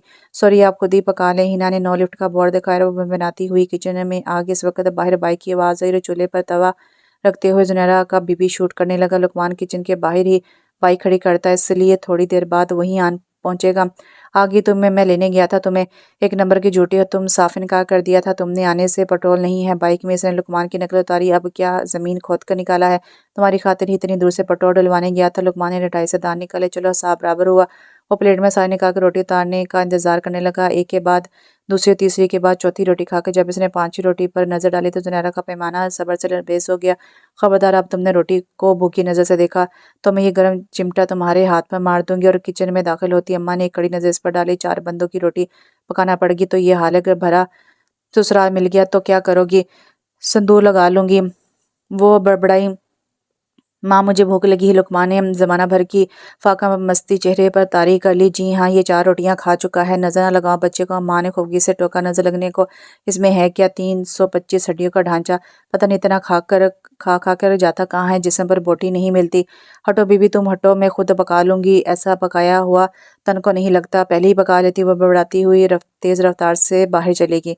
इन दिनों बीए का इम्तिहान देकर फारिग थी जब अचानक मेरा पी की शादी का शोर उठा और देखते देखते इनकी शादी की तारीख मुकर्रर कर दी गई थी। बस फिर क्या था, इनके हाथ फारिग दिनों का दिल मशगला आ गया था। खासकर लड़की होने के नाते से ज़ुनैरा जो घर में कैद होकर रह गई थी, बहुत एक्साइटेड थी। बासित रज़ा ने उमेरा आपी को इनके दोस्त की शादी में देखा था। इन्हें वो इस कदर अच्छी लगी कि अगले ही हफ्ते गांव से अपने वालिदैन को लेकर आ गए थे। तब तक दम ना लिए जब तक बात पक्की करवा के अंगूठी ना पहना दी। उमेरा बाजी की शादी को इसने बहुत इंजॉय किया और भाग भाग कर گھر کے اندر اور باہر کاموں میں حصہ لیا، حالانکہ وہ خاصی کام چور تھی، مگر اب گھر کی ذمہ داری سنبھالنے لگی تھی کہ عمیرہ کے بعد اسے ان کے عہدے پر برجمان ہونا تھا، لقمان اور حنا پر رعب ڈالنا تھا، اماں اور بوا کی چہیتی بننا تھا، مگر اس سے اپنا یہ خواب شرمندہ تعبیر ہوتا نظر نہ آیا۔ نعمان بھائی نے ان سے بڑے تھے اور خاصا رعب رکھتے تھے، لقمان اس کے رعب میں آنے کے لیے تیار نہیں تھا۔ حنا اس سے 2 سال چھوٹی تھی مگر بلا کی تیز تھی، یا تو اپنے کمرے میں بند پڑتی رہتی تھی یا ایسے سے بچنے کے لیے لقمان سے گٹھ جوڑ کر لیتی۔ اماں کو کچن سے کوئی خاص لگاؤ نہیں تھا اور بوا بھی جس سے منتظر تھی کہ کب وہ میرا اپنے گھر کی ہو اور وہ بیمار پڑ کر کچن کی بھاری ذمہ داری اس کے ناتوں کندھوں پر ڈال دے۔ پھر یوں ہوا کہ بوا کی بیماری زور پکڑنے لگی، ابا نے ان کے علاج پر روپیہ خرچ کرنے اور گھر والوں نے ان کی خدمت کرنے میں کوئی کسر نہ چھوڑی، مگر بوا جتنی عمر لکھوا کر لائی تھی وہ گزار چکی تھی۔ ان سب نے خاص کر ابا نے ان کی موت کا بہت صدمہ لیا، کافی عرصہ تک اداس رہے اور چپ رہے، لیکن پھر زندگی اور کاروبار کی مصروفیات نے انہیں اپنی نئی طرف متوجہ کر لیا اور آہستہ آہستہ سب کچھ روٹین پر آ گیا کہ دنیا اسی کا نام ہے۔ زنیرہ کہاں ہے؟ نعمان نے فون بند کر کے ادھر ادھر نظر دوڑائی، میرے پاس بیٹھے لقمان سے پوچھا، جس کے کان ان کی گفتگو میں اپنا اور زنیرہ کا نام سن کر پہلے ہی کھڑے ہو چکے تھے۔ وہ سامنے نئے ہمسائے ان کی طرف گئی ہے، خیس گالی کے مظاہرے کے طور پر وہ آئے تو اسے بتانا کہ وہ BA میں فرسٹ کلاس میں پاس ہو گئی ہے۔ انہوں نے باہر جاتے اطلاع دی اور لقمان کے جسم میں گویا برقی روح دوڑ گئی ہے۔ اوئے حنا، تم نے سنا؟ اس نے ہاتھ میں کتاب پکڑے سامنے سے آتی حنا کو آواز دی۔ میں نے نہیں سنا اور نہ سننے کا موڈ ہے، حنا نے جواب دے کر پھر مگن ہو کر پڑھنا شروع کر دیا۔ زنیرہ فرسٹ کلاس پاس ہو گئی ہے؟ اچھا، آپ کو کس نے بتایا؟ اس نے کتاب بند کر دی۔ ابھی تھوڑی دیر پہلے نعمان بھائی کو کسی نے فون پر اطلاع دی تھی، انہوں نے شاید کسی کو رول نمبر دے رکھا تھا۔ میں ابھی زنیرہ باجی کو بتاتی ہوں۔ اور وہ کمرے کے دروازے کی طرف بھاگی، وہ سامنے والوں کے ہاں گئی ہے۔ لقمان کے بتانے پر حنا نے بریک لگا دی، اس کی انگلش میں کمپارٹ آئی ہے۔ لقمان کی بات پر حنا نے مشکوک نظروں سے دیکھا، ابھی تو کہہ رہے تھے کہ فرسٹ ڈویژن میں پاس ہوئی ہے۔ ہاں ہے تو صحیح، مگر ہم زنیرہ کو تنگ کریں گے، مجھے تو بخشیں۔ زنیرہ باجی کے ناخن بہت تیز ہیں، ڈرپوک، آپ کو ہمیشہ رنگ میں بھنگ ڈالنے کی ضرورت کیوں پڑتی ہے؟ کیا مطلب میں فسادی ہوں؟ اب میں کیا کہوں، چھوٹی ہوں، ادب لحاظ بھی کرنا پڑتا ہے۔ حنا کی بات پر لقمان کو ٹھٹھے لگ گئے۔ سب پتہ ہے، جتنی بات با ملاحظہ ہو، لیکن یاد رکھو اگر تم نے زنیرہ کو بتایا تو پھر میں تم سے پوچھوں گا، آپ کیا کر لیں گے؟ وہ اس کی دھمکی پر اکڑ گئی۔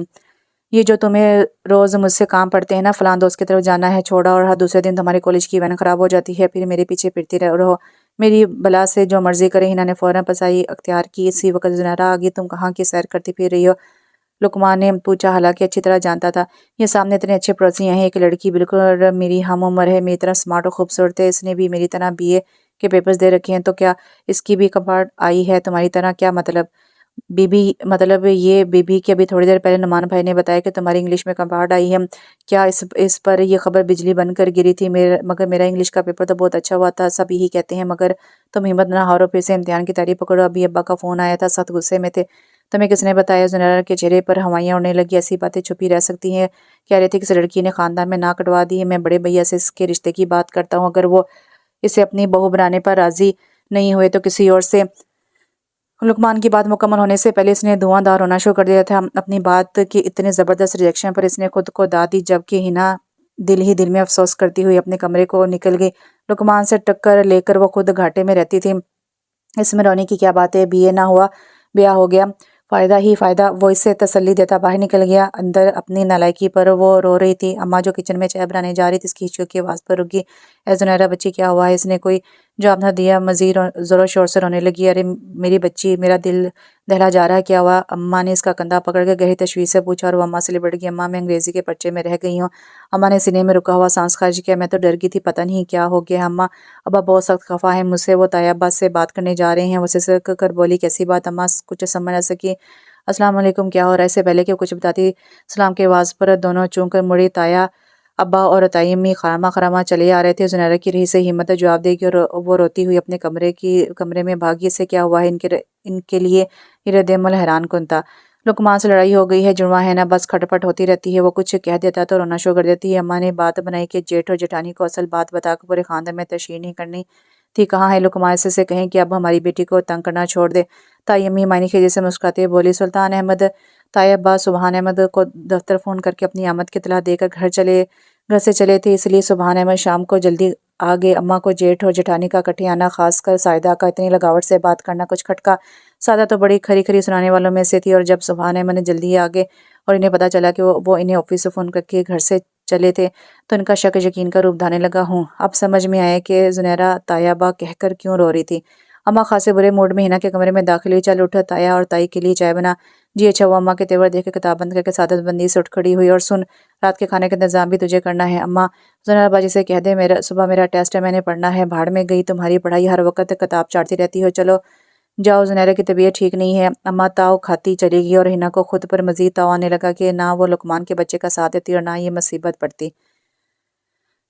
लुकमान को पूरा यकीन था कि जुनैरा हमेशा की तरह बीए में भी शानदार नंबरों से पास होगी। इसकी जहानत पर आज से कोई शुबा न था। अलबत्ता कल के बारे में सब की तरह वो भी खासा मशकूक था। पिछले 2 माह से वो पकड़मनी से खासा बड़ा हिस्सा पस्से अंदाज कर रहा था। वो अपनी इस प्यारी लड़का बहन को इसकी कामयाबी पर अच्छा सा गिफ्ट देना चाहता था, और ये और बात थी कि जितनी रकम इसने पस अंदाज की थी, इससे ज़्यादा वो उधार के नाम पर जुनैरा, हिना और अम्मा वगैरह से वसूल कर चुका था। जुनैरा को रोता छोड़ के इसने सीधा बाजार का रुख किया। काफ़ी ढूंढ डांट के बाद में इसने चमकते नगीनों का खूबसूरत सेट पैक करवाया, विश कार्ड खरीदा, और जब मुस्कुराता हुआ घर में दाखिल हुआ तो इससे घर की फिजा में गड़बड़ का एहसास हुआ। अब्बा के कमरे से बातों की आवाज़ आ रही थी। किचन में झांका तो हिना खटखट खटाखट पतीलियों में चमचे चला रही थी। ये तुम खाना पका रही हो या जंग लड़ रही हो?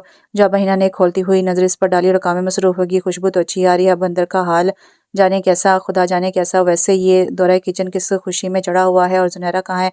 अपने कमरे में मुख्तसर जवाब आया। अंदर कौन आया है? तायाबा और तायमी दोनों इकट्ठे क्यों? तुम्हारे ड्रामे में हकीकत का रंग भरने के लिए। मैं समझा नहीं। वो तो ये वाला मजाक करके भूल चुका था। मैं चाय देने गई तो अंदर जुनैरा और ओन भाई के रिश्ते की बात छिड़ी हुई थी। मैं तो चाय सर्व करने के बहाने रुकने वाली थी, मगर अम्मा ने बाहर भेज दिया और लुकमान सर पकड़ कर रह गया। जुनैरा का रिश्ता ताया अब्बा जैसे तेज मिजाज घराने में ये फजूल सा मजाक हकीकत का रूप धार लेगा, और वो भी इतनी जल्दी से तो तसव्वुर भी ना किया था। तभी जुनैरा लाइट ऑफ करके अपने कमरे में पड़ी है। यकीनन रो रही होगी। वो तेजी से इसके कमरे की तरफ बढ़ा, दरवाजा खोलकर लाइट ऑन की। वो तकिए पर सर रखे रो रही थी। लुकमान को अफसोस होने लगा। मुबारक हो जुनैरा, सुबहान अहमद। लुकमान ने लाइट ऑन कर दी। आपने बीए फर्स्ट क्लास में पास कर लिया है। जुनैरा ने आंसू पूछते हुए हैरत से पहले इसे और फिर इसके हाथ में गिफ्ट पैक को देखा। कमाल वाली बात तो मैंने वैसे ही मजाक में कर रहा था, तुम्हारा हौसला और खुद पर यकीन देखने के लिए। भाई तुम तो बहुत ही कम हिम्मत हो हकीम। लुकमान वो धाड़ती हुई उठी और रास्ते जाने लगी। देखो मैं तुम्हारे लिए कितना महंगा तोहफा लाए हैं। लुकमान फौरन पीछे हट गया। रख लो, बाद में देख लूंगी। वो इस पर चपड़ने को पर तोलने लगी। मेरी बात तो सुनो, अगर आज तुम मेरे हाथों से जिंदा बच गए तो सुन लूंगी। इसने पहला हमला किया, और अगर वो जुकाई देखकर एक तरफ ना होता तो इसका बेदाग चेहरा नाखूनों से दागदार हो जाता। ये बात नहीं थी कि वो इससे जोर आवर था, या वो इससे काबू नहीं कर सकता था, या डरता था।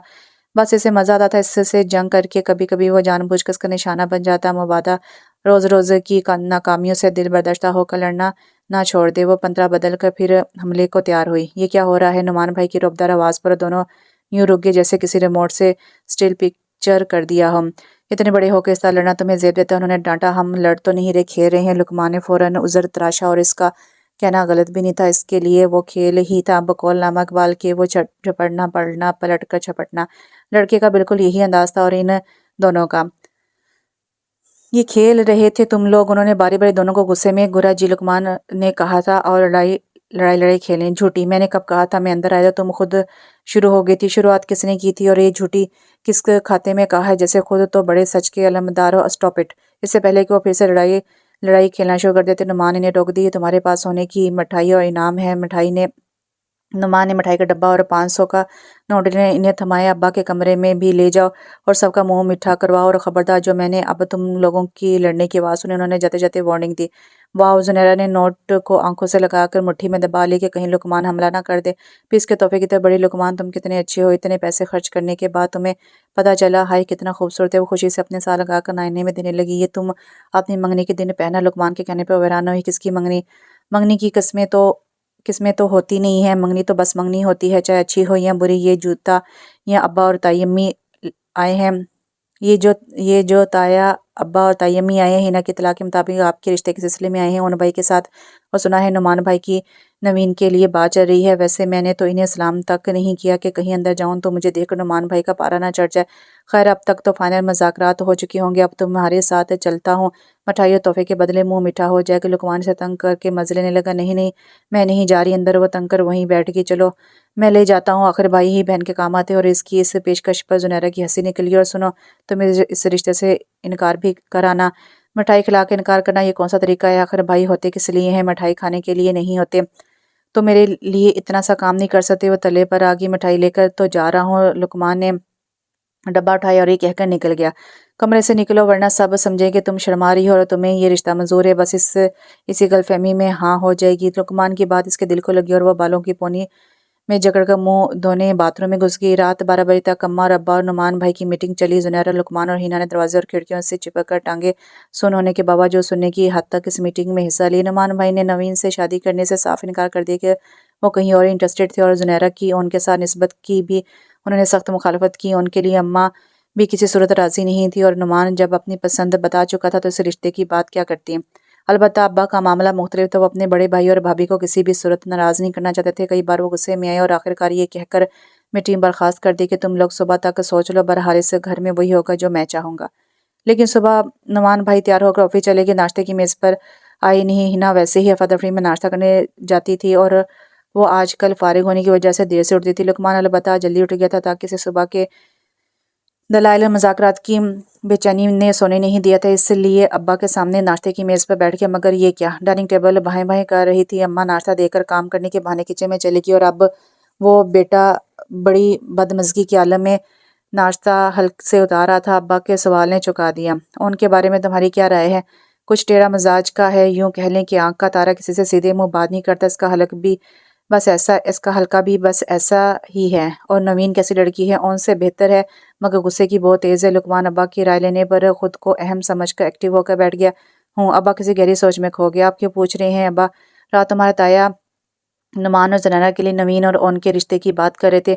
जुनैरा के लिए तो मैं भी राजी नहीं हूँ, लेकिन नवीन के लिए नुमान नहीं मारा, वो कहीं और इंटरेस्टेड है। अब छड़े छांट इनकार से रिश्तों की डोर टूटने का खदशा है। मैं सोच रहा हूँ कि नवीन को तुम्हारे लिए मांग लो। लुकमान का नवाला बुरी तरह से इसके हलक में फंस गया। ये आप क्या कह रहे हैं अब्बा? नवीन में बरखुरदार लड़कियां शादी से पहले माँ बाप के लाड प्यार की वजह से मिजाज की तेज़ हो जाती हैं। अब्बा समझे शायद वो नवीन के गुस्से से घबरा गया है, जबकि लुकमान इस वक्त खुद को कोसने लगा जब वो बातें सुनने के चक्कर में नाश्ते की मेज़ पर आकर बैठ गया। अब्बा, नवीन मुझसे बड़ी है। अच्छा। अब्बा हैरत से चुके, लगती तो हिना जितनी है, साल 6 महीने की ज्यादा से कोई फ़र्क नहीं पड़ता। तुम अपनी अम्मा को भेजो, मैं इसे बताता हूँ। कमाल है, ये बात रात मेरे जहन में क्यों नहीं आई? काश अब भी ना आती। लुकमान दिल ही दिल में कुर्ता उठ खड़ा हुआ। अम्मा को अब्बा का बुलावा देकर वो घर से निकल गया। इसी दोपहर के 2 बजे उमेरा बाजी बासित भाई के साथ अचानक आ गई तो घर पर सुबह से छई खामोशी एकदम हंगामे बदल गई। इस बार उमेरा आपी कुछ ज्यादा ही भली भली लग रही थी और बासित भाई भी कुछ ज्यादा शरीर हो रहे थे।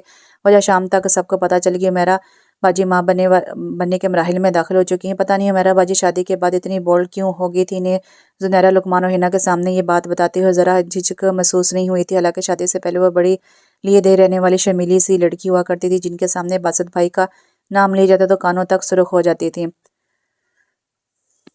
ज़ुनैरा के पास होने की खुशी में आने वाली मिठाई उमेरा आपी की खुशी में दोबारा खाएगी। इसके अलावा उमेरा बाजी रात का डिनर भी दे रही थी, लेकिन अम्मा ने इसे कैंसिल कर दिया कि एक तो बेटी इतने अरसे बाद आई है, दूसरे रिश्तों की वजह से फैली बदमज़गी दूर हो जाएगी। अम्मा ने इन्हें सारी बात बताकर सुबहान अहमद को कन्विंस करने की मुहिम पर लगा दिया। सबसे बुरी लुकमान के साथ हुई थी, जो बातें सुनने के चक्कर में अब्बा की नज़रों का निशाना बन गया था। बासिर रज़ा का ख्याल था कि ये कोई ऐसा मसला नहीं है, इसलिए अम्मा को बड़े एतमाद से तसल्ली थी, लेकिन रात को इनका सारा एतमाद हवा हो गया। अब्बा अपने फैसले पर कायम थे।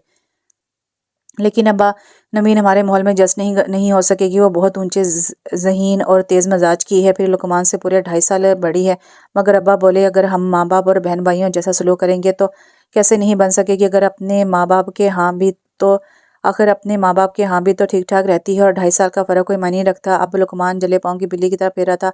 अब सब अच्छी तरह सुन ले, अगर अब्बा ने मेरे साथ ज्यादती की तो मैं ये घर छोड़ कर चला जाऊंगा या जान दे दूंगा।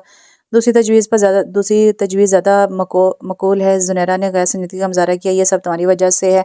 लुकमान ने इसे गोरा कसानी बिल्ली खंबा नोचे, इसके पेट में हंसी के बगोले उठने लगे। मैं तुम्हें जान से मार दूंगा, समझी? वो गजबनाक हो गया था। हूँ, वो भला क्यों डरती? मैं कूल डाउन लुकमान, बासत भाई ने मदाखलत की। सब ठीक हो जाएगा बासत भाई, आप अब्बा को नहीं जानते, परेशान ना हो, मैं इन्हें कन्विंस कर लूंगा। अब्बा तो कन्विंस ना हो सके। अलबत्ता नुमान भाई ने लुकमान का फ्यूचर दाव पर लगने से बचा लिया। अब्बा किसी सूरत नुमान के रिश्ते से पीछे हटने को तैयार नहीं थे। ان کا کہنا تھا کہ ان کے فرمانبردار لائق فائق بچے نے پہلی بار کوئی خواہش کی ہے، وہ ضرور پوری ہونی چاہیے، اور بیٹی کے لیے وہ اتنے ہی محتاط تھے کہ ان کے طور طریقے ان کی اطلاع کے مطابق کچھ اچھے نہیں تھے۔ یہ کم ہے میں کیا ابا کی ستیلی اولاد ہوں، لقمان نے گھر سر پر اٹھا لیا۔ صورتحال مزاح کی ہاتھ سے نکل چکی تھی۔ نعمان اپنی محبت سے دستبردار ہو گئے۔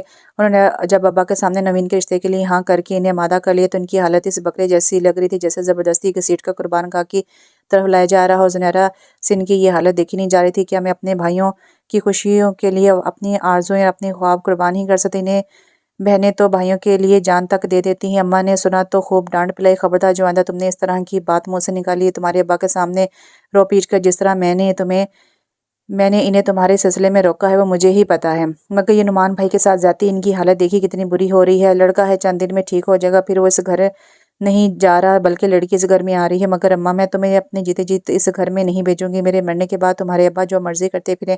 اماں کیسی باتیں کرتی ہیں؟ وہ اماں سے لپٹ گئی۔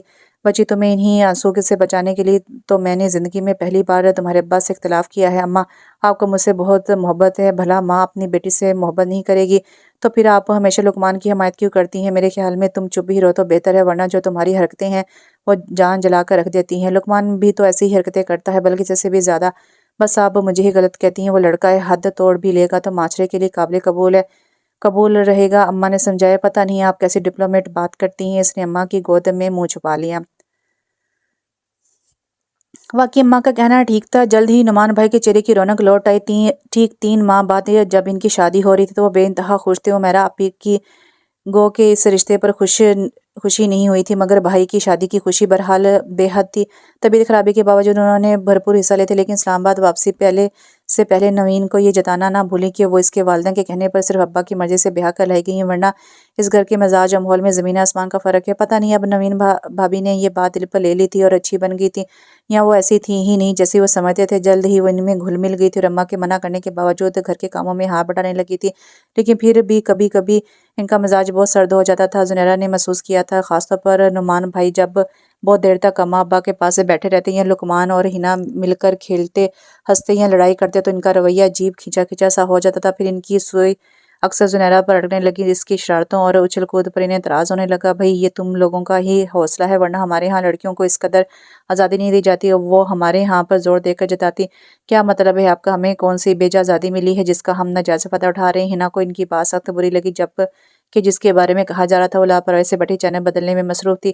میرا مطلب ہے ہماری امی نے ہماری تربیت بالکل مشرقی انداز میں کی ہے۔ انہوں نے بات بنانے کی کوشش کی، بغیر دوپٹے کے تو ہم بھی نہیں نکلتی۔ میں گھر کی بات کر رہی ہوں، اپنے گھر کی چار دیواری میں انسان جو مرضی کرے، اور اب تک آپ کو پتہ تو چل گیا ہوگا کہ ہمارے گھر کا ماحول بہت دوستانہ ہے، لہجوں میں بے جا سختی اور تناؤ نہیں ہے جیسا کہ ہمارے اکثر قریبی رشتہ داروں میں پایا جاتا ہے۔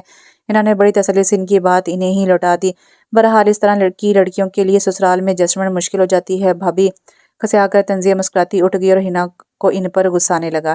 عمیرہ باجی کو اللہ نے چاند سا بیٹا دیا تو جیسے زندگی کی خوبصورتی میں مزید 4 چاندوں کا اضافہ ہو گیا۔ عمیرہ باجی میکی آئی ہوئی تھی اور اماں کے کہنے پر 40 دن رکنے کا ارادہ تھا۔ باسط رضا کو جیسے ہفت اقلیم مل گیا تھا۔ پوتے کی خوشخبری سن کر ان کے والد بھی مدینہ سے آ گئے تھے۔ ہمارے بیٹے کا نام زنیرہ رکھے گی، باسط بھائی نے کہہ کر اس کا ڈھیروں مان بڑھا دیا تھا۔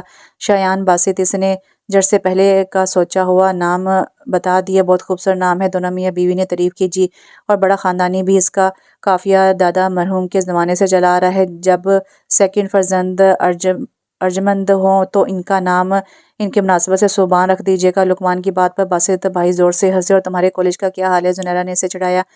چھوڑیں، آپ ہی پہلے ہی خاصے لائق ہو گئے ہیں، لوگ کہیں لقمان کی بجائے فرقان نہ کہنا شروع کر دیں۔ تمہارا بولنا ضروری نہیں ہوتا۔ وہ حساب توقع تپ گیا۔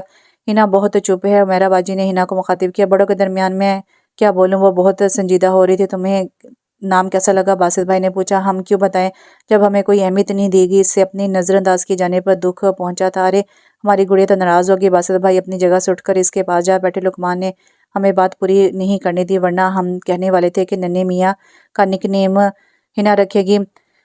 اول بھائی خوب ننھے میاں، کیا ادبی مشرقی نام! لقمان کی رگ ظرافت پھڑک اٹھی تھی۔ سنی، ہنا نے ایک لمحہ سوچ کر کہا۔ لیجیے، ڈن ہو گیا۔ باسط نے فوراً منظوری دی تھی۔ کوئی بات نہیں ننھے میاں، ہم اگلی بار رکھ لیں گے انشاءاللہ۔ لقمان نے حوصلہ بند رکھا اور باسط بھائی کے کہکے میں ان سب کی ہنسی بھی شامل ہو گئی۔ وہ سب اپنی اپنی زندگی سے بہت خوش و مطمئن تھے، بقول شاعر، نہ کوئی فکر تھے نہ کوئی فاقہ۔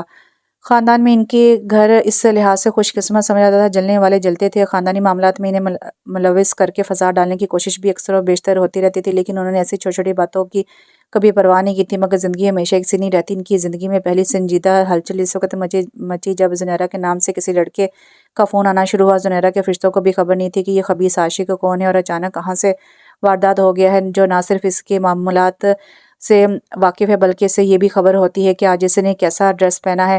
شاید یہ کوئی یونیورسٹی فیلو ہے۔ اس نے اندازہ لگایا جب فون آنے اور دوسروں کے اٹھانے پر بند ہونے کا سلسلہ زور پکڑنے لگا تو نوین بھابی کی معنی خیز نظروں اور باتوں سے گھبرا کر اس نے یہ معاملہ لقمان اور اماں کے سامنے رکھا۔ سب سے سنجیدہ رسپانس لقمان کی طرف سے ملا، تم آئندہ فون ہی اٹھاؤ گے، یہ تو مسئلے کا حل نہ ہوا تو کیا تم خوش ہو؟ اس سے بھی پہلے والا لقمان نہیں لگ رہا تھا، کیا فضول بات ہے، باوجود اس کے کہ سنجیدہ تیوروں کے وہ ہنس پڑی۔ آئندہ سے تمہیں یونیورسٹی میں چھوڑنے اور لینے جاؤں گا، فون پر آبزرویشن لگوا کر اس سے تو میں نپٹ لیتا ہوں۔ لیکن بات یہیں پر ختم نہیں ہوئی۔ نوین بھابی نے میکے جا کر تایا اور پھر تائی جان نے پورے خاندان میں اشتہار لگا دی کہ ان کے رشتے سے انکار کا صدمہ انہیں بھلائے نہیں بھولتا تھا اور اون اس کی وجہ سے کہیں اور شادی پر آمادہ نہیں تھا۔ غرض جتنے منہ اتنی باتیں، بات کا پتنگڑ اور رائی سے پہاڑ کیسے بنتا انہیں اب اندازہ ہوا تھا۔ وہ بے قصور ہوتے ہوئے بھی خاندان بھر کے گھرانوں کا ہاٹ ٹاپک بن کر رہ گئی۔ گھر والے اور خصوصاً اماں اس صورتحال سے سخت پریشان تھے۔ کئی بار آبزرویشن لگوائی بھی مگر یا تو انہیں دنوں فون نہ آتا اور اگر آتا تو کسی پی سی او سے کیا گیا ہوتا۔ عمیرہ باجی کو اماں نے جب سارے صورتحال سے آگاہ کیا تو وہ بھی پریشان ہو گئی۔ اماں، میں چند دن میں باسط کے ساتھ ملنے کے بہانے آؤں گی، پھر کوئی حل سوچیں گے اس مسئلے پر۔ اور جب وہ چند دن بعد باسط کے ساتھ موٹر وے کے رستے اسلام آباد سے آ رہی تھی تو لاہور کے قریب ایکسیڈنٹ ہو گیا تھا۔ دوسری پارٹی کو شدید چوٹیں لگی، لیکن جبکہ باسط اور سنی کو معمولی خراشیں آئیں مگر عمیرہ کے سر پر لگنے والی چوٹ مہلک ثابت ہوئی اور وہ وہیں پر ہی دم توڑ گئی۔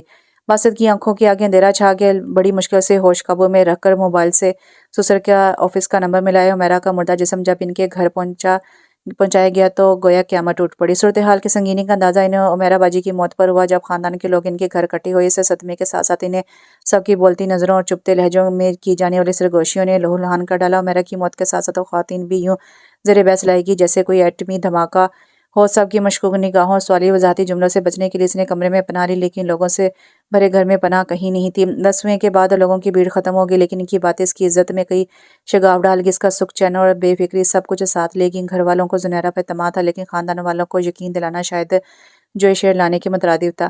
یہ کوئی یونیورسٹی میں ساتھ پڑھنے والا ہے۔ اس کی باخبری سے وہ اس نتیجے پر پہنچے اور ابا نے کہا زنیرہ یونیورسٹی نہیں جائے گی۔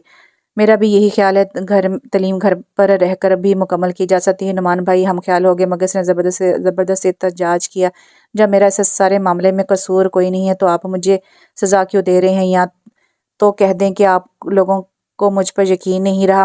میں یونیورسٹی تو کیا کتاب کو ہاتھ نہیں لگاؤں گی، انہیں دروازے کی طرف نہیں جاؤں گی، مگر بغیر کسی بات کے یہ فیصلہ کر کے آپ بھی ان سب لوگوں میں شریک ہو گئے ہیں جو مجھ پر تہمتیں لگا رہے ہیں۔ اس کی آواز بھر آ گئی۔ ابا نے اس کی یونیورسٹی نہ جانے کے فیصلہ واپس لے لیا مگر لقمان کو سختی سے اسے اور ہنا کو لے جانے کا پابند کر دیا۔ خود لقمان بھی اس واقعے کے بعد بہت بدل گیا تھا۔ اپنی ساری مصروفیات پس پش ڈال کر وہ یہ ذمہ داری وقت کی پابندی کے ساتھ کر رہا تھا۔ یونیورسٹی جانے سے پہلے اور بعد کا سارا وقت وہ سنی کی ذمہ داری اور دیکھ بھال میں مصروف رہتی۔ پڑھائی کی طرف توجہ بہت کم رہ گئی تھی۔ رات کو اس کے سونے کے بعد صرف 1.5-2 گھنٹے پڑھ پاتی۔ پھر سنی کو باسط بھائی ساتھ لے گئے، لیکن 2 ہفتے بعد ملانے کے لیے لائے تو وہ بہت کمزور بیمار ہو رہا تھا۔ آیا اس کی مناسب دیکھ بھال نہیں کر رہی تھی۔ دوسرے وہ اس عرصے میں زنیرہ سے بہت گل مل گیا تھا، کسی دوسرے کی گود میں بے چین ہو کر رونے لگتا۔ اماں ابا نے باسط کو سمجھا کر سنی کو وہیں رکھنے پر آمادہ کر لیتا۔ وقتی طور پر باسط بھی رضامند ہو گیا، لیکن اندر سے فکر مند تھا کہ یہ مسئلے کا مستقل حل نہیں۔ ان 3 ماہ میں وہ صرف 30 دن سنی کے ساتھ رہا تھا۔ نہ سنی سے مسلسل دور رہا جا سکتا تھا اور نہ اسلام آباد سے یہاں شفٹ ہونا ممکن تھا۔ جو حل دوستوں اور ملنے والوں نے تجویز کی اس کے بارے میں وہ کبھی سوچ بھی نہیں سکتا تھا اور نہ سننا چاہتا تھا۔ عمیرہ نہیں تو کوئی اور بھی نہیں۔ یونیورسٹی میں آج کل ادبی مقابلے ہو رہے تھے۔ سنی کی وجہ سے وہ ان مقابلے میں شرکت نہیں کر رہی تھی، لیکن منگل کو 4 بجے مشاعرہ تھا جس میں امجد اسلام امجد بھی آ رہے تھے۔ اس سے رہا نہ گیا، کوئی بات نہیں، آج سنی کو اماں سنبھال لیں گے۔ اس نے لقمان کو لیٹ ٹائم دیا کیونکہ اکثر ایسے پروگرام لیٹ ہو جاتے، اس لیے واپسی کا وقت 7 بجے بتایا، مگر پتہ نہیں کیا ہوا کہ اچانک اس کا سر چکرانے لگا۔ طبیعت میں انتہائی درجے کی بے چینی اور گھبراہٹ پیدا ہو گئی، شاید کینٹین سے کھائی کوئی چیز ریئیکٹ کر گئی تھی۔ زینی کیا ہوا؟ تم ٹھیک نہیں لگ رہی۔ ساتھ بیٹھی سعدیہ کی نظر اس پر پڑی تو ٹھٹک کر پوچھا، میری طبیعت بہت خراب ہو رہی ہے، میں گھر جانا چاہتی ہوں۔ مگر اس وقت کن کے ساتھ جاؤ گی؟ ہم نے 7 بجے کا ٹائم دے رکھا ہے۔ سعدیہ مجھے پتہ نہیں کیا ہو رہا ہے، پلیز کچھ کرو۔ اس کے ساتھ ہی وہ ہال سے باہر کو بھاگی، اسے لگا کہ اگر وہ رکی تو وہ وہیں الٹی ہو جائے گی۔ سعدیہ اور نائلہ بھی اس کے پیچھے آگئی۔ کئی لوگوں نے اس کے اس طرح باہر نکلنے پر چون کر دیکھا۔ الٹی ہو جانے کی بعد اسے نقاہت محسوس ہونے لگی، اسے ماں یاد آنے لگی۔ یوں بھی وہ چھوٹی چھوٹی باتوں پر گھبرا جایا کرتی تھی۔ میں گھر جانا چاہتی ہوں پلیز، میں اپنے کزن کاشف سے کہتی ہوں کہ وہ تمہیں چھوڑ آئے گا۔ نائلہ ہال کے اندر چلی گئی۔ تھوڑی دیر بعد کاشف اس کے ساتھ تھا۔ نائلہ کا کزن اور یونیورسٹی فیلو ہونے کی وجہ سے سلام دعا ہو جاتی تھی۔ چلیے، اس کی طبیعت پوچھ کر وہ گاڑی کی چابی نکالتے ہوئے بولا، اپنا خیال رکھنا، ہم گھر پہنچتے ہی تمہیں فون کریں گے۔ نائلہ اور سعدیہ نے اسے وہیں سے الوداعی کلمات کہے تو وہ رک گئی۔ تم لوگوں میں سے کوئی میرے ساتھ چلے، ابھی فرحت عباس شاہ اسٹیج پر آنے والا ہے، اور تم جانتی ہو مجھے اسے حقیقت میں دیکھنے اور سننے کا کتنا کریز ہے۔ پہلی بار موقع ملا ہے اور شاید آخری بھی۔ پھر کاشف کوئی اجنبی تو نہیں ہے؟ سعدیہ تم آ جاؤ، مجھے اکیلے واپس آنا پڑے گا، اور میرے گھر والے تمہارے گھر والوں کی طرح کھلے ذہن کے نہیں ہیں، یونیورسٹی سے اٹھا لیں گے اگر پتہ چل گیا تو۔ اوکے، اللہ حافظ۔ وہ کاشف کے پیچھے اس کی گاڑی میں جا بیٹھی۔ اب طبیعت کیسی ہے؟ تھوڑی دیر بعد کاشف نے گردن موڑ کر پوچھا۔ دل خراب ہو رہا ہے، ویسے ٹھیک ہوں۔ گاڑی کی رفتار آہستہ ہوئی، پھر ایک اسٹور کے سامنے رک گئی۔ کاشف نے اتر کے اس کے لیے 7 اپ اور اپنے لیے پیپسی کا ٹین پیک خریدا۔ یہ پی لیں، طبیعت سنبھل جائے گی۔ اس نے ایک لمحے کو پس پشت سے کام لیا، پھر لے کر پینے لگی۔ گاڑی ایک بار پھر سٹارٹ ہوگی، لیکن تھوڑی دیر بعد اس کی رفتار آہستہ ہوئی، پھر اب بہت آہستہ ہوگی۔ سڑک پر ٹریفک کا بہت رش ہو رہا تھا۔ میری وجہ سے آپ کا فنکشن بھی خراب ہوا۔ 7 اپ پینے سے اس کی طبیعت کافی بہتر ہو گئی تھی۔ ارے نہیں، میرا کوئی خاص موڈ نہیں تھا، بس دوستوں کے کہنے پر چلا آیا۔ اب آپ کو چھوڑ کر سیدھا گھر جاؤں گا۔ پھر بھی میں آپ کی مشکور ہوں، آپ اتنی فارمل لگتی تو نہیں ہیں۔ ہاں، مگر فارمل ہونے اور احسان فراموش یا ناشکرے ہونے میں فرق ہے، اسے دلیل دی۔ وہ ایکسیلنٹ، واو ایکسیلنٹ تھنکنگ۔ وہ توصیفی انداز میں مسکرایا۔ اگر آپ اجازت دیں تو میں میڈیکل اسٹور سے امی کی دوائیں لے لوں، واپسی میں مجھے اس طرف نہیں آنا پڑے گا۔ جی ضرور، بس 5 منٹ لگیں گے۔ وہ اترتے ہوئے بولا، لیکن اسے خاصی دیر ہو گئی تھی۔ آئی ایم سوری، رش بہت تھا، لگتا ہے پورا شہر بیمار پڑ گیا۔ یہاں پر باہر کی دوائیں بھی مل جاتی ہیں، اور امی کی ایک میڈیسن صرف یہیں سے ملتی ہے۔ آپ پریشان تو نہیں ہو رہی؟ کسی بندے کے ساتھ آ گئی ہیں؟ جی ایسی کوئی بات نہیں۔ کہنے کو تو اس نے کہہ دیا، لیکن دل میں پچھتانے لگی تھی کہ پچھلے 2 ماہ سے رانگ نمبر کے مسئلے نے گھر میں اس کی پوزیشن کافی آکورڈ کر دی تھی، اور وہ کسی کے کچھ کہے بغیر ہی بہت محتاط ہو گئی تھی۔ ہنسی مذاق و کھیل تماشے نہ ہونے کے برابر رہ گئے تھے۔ ہم وقت وہ خود کو سنی میں مصروف ہونے کی کوشش کرتی، اس کی مسکراہٹ اور آوازوں سے وہ اس کی باتوں کا اندازہ کرتی، اور توتلی زبان میں جواب دیتی رہی۔ اب وہ ماشاءاللہ 7 ماہ کا ہو گیا تھا اور سب کو پہچانے لگا تھا۔ یونیورسٹی کی ٹائمنگ کے بعد زنیرہ کی گود ہی اس کی پسندیدہ جگہ تھی، جس سے وہ علیحدگی برداشت نہیں کرتا تھا۔ اس نے کلائی پر بندھی گھڑی پر نظر ڈالی۔ 7:27 ہو رہے تھے۔ کاش میں یونیورسٹی ہی رک جاتی، تھوڑی دیر میں خود بخود طبیعت سنبھل جاتی، لیکن میں ہمیشہ سے کم حوصلہ رہی ہوں، ذرا ذرا سی بات پر گھبرا کر رونا شروع کر دیتی ہوں۔ اور یہ کاشف کس سڑک سے گھر لے جا رہا ہے؟ کاشف ذرا رفتار تیز کر اسے کہتے ہوئے بڑا عجیب لگ رہا تھا۔ دعا کریں ٹریفک جام نہ ہو، میں تو خود پچھتا رہا ہوں۔ اس روڈ پر رش دیکھ کر میں نے سوچا تھا کہ اس رستے سے ہم جلدی پہنچ جائیں گے۔ آپ کی طبیعت زیادہ خراب تو نہیں ہو رہی؟ اس نے خاموش پا کر تھوڑی دیر بعد فکر مندی سے پوچھا۔ No, I am okay, thank you. Please no thank you again. اور وہ جواب میں تکلفن بھی نہ مسکرائی۔ آپ پریشان ہو گئی ہیں؟ ہاں، اس نے چھپانے کی ضرورت محسوس نہ کی۔ کیا میری وجہ سے؟ میرا مطلب ہے کہ آپ کو مجھ پر اعتماد۔ نو پلیز، ایسا بالکل نہیں ہے۔ اس نے فوراً پرزور انداز میں تردید کی۔ اس کی شرافت کا کچھ اندازہ اس سے پہلے سے تھا، اور اب تو یقین ہو گیا تھا۔ اس کے انداز میں ایک وقار اور لہجے میں شائستگی تھی، اور یہی عکس اس کے ذہن پر نقش ہو گیا تھا۔ پھر کیا گھر والوں کی وجہ سے پریشان ہے؟ نہیں، مگر بہت دیر ہو گئی۔ اس کے مہم سے لہجے پر وہ مسکرا دی۔ لڑکیوں کے معاملے میں سب والدین ایک سی سوچ رکھتے، ہمیں کسی کو ساتھ لانا چاہیے تھا۔ اور وہ گھڑی کی طرف دیکھ کر رہ گئی۔ 7:48 پہلے بھی کئی بار ایسا ہوا تھا کہ فنکشن کی وجہ سے وہ لیٹ گھر پہنچی تھی، مگر تب اس کی فرینڈ ساتھ ہوتی تھی، اور نہ ہی رانگ نمبر جیسا کوئی مسئلہ تھا۔ رانگ نمبر جس کے بارے میں خیال تھا کہ وہ کوئی یونیورسٹی میں ہی ہے، اس کے ذہن میں اندیشوں کے سائے بڑھنے لگی۔ آپ پریشان نہ ہو، میں آپ کے گھر والوں سے مل کر خود انہیں ساری تفصیل بتا کر جاؤں گا۔ وہ اسے پریشان دیکھ کر حوصلہ دینے لگا۔ نہیں، ایسی کوئی بات نہیں، میرے گھر والوں کو مجھ پر اعتماد ہے۔ لیکن وہ کہتے کہتے رک گئی۔ یہ بات اس نے سعدیہ اور نائلہ کو شروع میں سرسری طور پر بتائی تھی، لیکن ان کے انجوائمنٹ اسٹائل میں دلچسپی لینے پر یہ کہہ کر یہ سلسلہ ختم ہو گیا ہے، بات ختم کر دی۔ لیکن کیا؟ کاشف نے تجسس ہو کر پوچھا۔ کچھ عرصے سے کوئی فون کر کے تنگ کر رہا ہے، اس قدر ڈھیٹ ہو گیا ہے کہ بھائیاں بھابھی اٹھائیں تو میرا نام لے کر مجھے بلانے کو کہتا ہے۔ اس نے مختصر بتایا۔ آپ لوگوں نے آبزرویشن لگوائی ہے؟ ہاں، مگر کوئی فائدہ نہیں ہوا، یہاں تو فون آتا ہی نہیں، اور اگر مختصر سی کال آئے تو PCO کا نمبر ہوتا ہے۔ مجھ سے بڑے بھائی ٹیلی فون ڈپارٹمنٹ میں DI ہیں، اگر آپ کہیں تو میں کوشش کروں، اور انکار کا تو کوئی سوال ہی پیدا نہیں ہوتا تھا۔ میں گھر والوں سے مشورہ کر کے بتاؤں گی۔ میرے خیال میں آپ کسی سے ذکر مت کریں، میں اس بات کو محکمے کے چند متعلقہ لوگوں تک رہنے دیں۔ میں بھائی سے کہہ کر کوشش کروں گا کہ 1-2 سے زیادہ لوگ انوالو نہ ہو۔ اور پتہ نہیں کیوں اسے یقین ہونے لگا کہ یہ بندہ اسے اس مسئلے سے ضرور نجات دلا دے گا۔ میں اس خبیث انسان کا بہت شکر کروں گی کہ یاد کرے گا۔ وہ دل میں اس سے انتقام کے منصوبے بنانے لگی۔ کاشف کو خداحافظ کہہ کے گیٹ کی طرف پلٹی تو نظر بالکونی میں کھڑے نعمان بھائی اور ان پر پڑی۔ فاصلے کے باوجود نعمان بھائی کی مشکوک نگاہوں میں غصے کا دہکتا علاوہ اور چہرے پر غضب واضح تھا۔ اس کا دل یکبارگی کے خوف سے دھڑکنے لگا، جسم میں سنسناہٹ ہونے لگی۔ پہلے کبھی ایسا نہیں ہوا تھا کہ پتہ نہیں نعمان بھائی کیا سمجھ رہے تھے۔ گیٹ سے اندر قدم رکھا تو جیسے کسی نے جکڑ لیا۔ سامنے برآمدے میں بگڑے ہوئے تیوروں کے ساتھ سبھی موجود تھے۔ تائی امی، نوین بھابی، لقمان، ہینا اور وسوسوں اندیشوں میں گھری ماں، جن کا سارا خون تائی امی کی زہر میں بجھی ہمدردی اور آنے والی رسوائی کے خوف نے نچوڑ لیا تھا۔ ابھی وضاحت کر کے سارا معاملہ صاف کر دیتی ہوں۔ اس نے اعصاب کو مضبوط کر کے اپنا کھویا ہوا اعتماد بحال کرنے کی کوشش کی اور چشمے تصور سے اپنی اماں کو پودینے اور الائچی کا قہوہ پلاتے اور سر دباتے دیکھا، لیکن یہ فقط ایک پل کا تصور تھا۔ آن واحد میں اماں آگے بڑھی اور اسے بازو سے پکڑ کر جھنجھوڑ ڈالا۔ کہاں گئی تھی تم؟ کس کے ساتھ گئی تھی؟ کہاں سے آ رہی ہو؟ کون تھا وہ؟ اماں، اس نے بولنا چاہا، بدبخت، تجھے اپنے باپ کی عزت کا خیال نہ آئی؟ صلہ دیا تو نے لاڈ پیار اور بھروسے کا، بھائیوں کا سر اٹھانے کے قابل نہیں چھوڑا، باپ کو جیتے جی مار ڈالا۔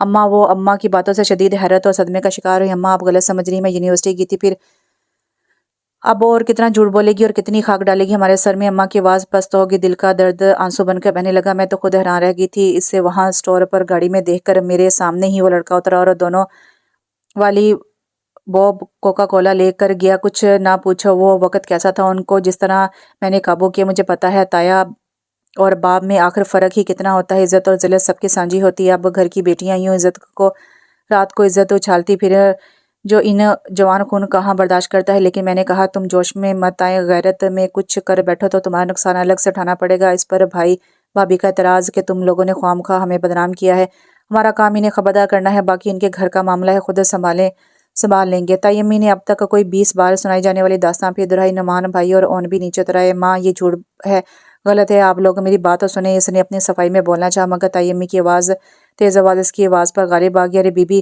یہ تو وہی بات ہوگی، الٹا جو کٹوال کو ڈانٹے ہمیں ہمارے منہ پر جھوٹا کہہ رہی۔ لقمان سے کیا کہو گی جو تمہاری یونیورسٹی سے ہو کر آیا ہے، اور وہ جو تمہاری سہیلیاں فون کر کے پوچھ رہی ہیں کہ یونیورسٹی سے تو کب کی غائب ہے؟ نہیں بچی، خیر سے ہم تو جھوٹے ہیں۔ چلو اون، ہم یہاں بےعزتی کرانے نہیں آئے، نیکی برباد گناہ لازم۔ تائی امی، نعمان بھائی نے روکنا چاہا، بس بیٹا اب چلتے ہیں، ہمارا کام تھا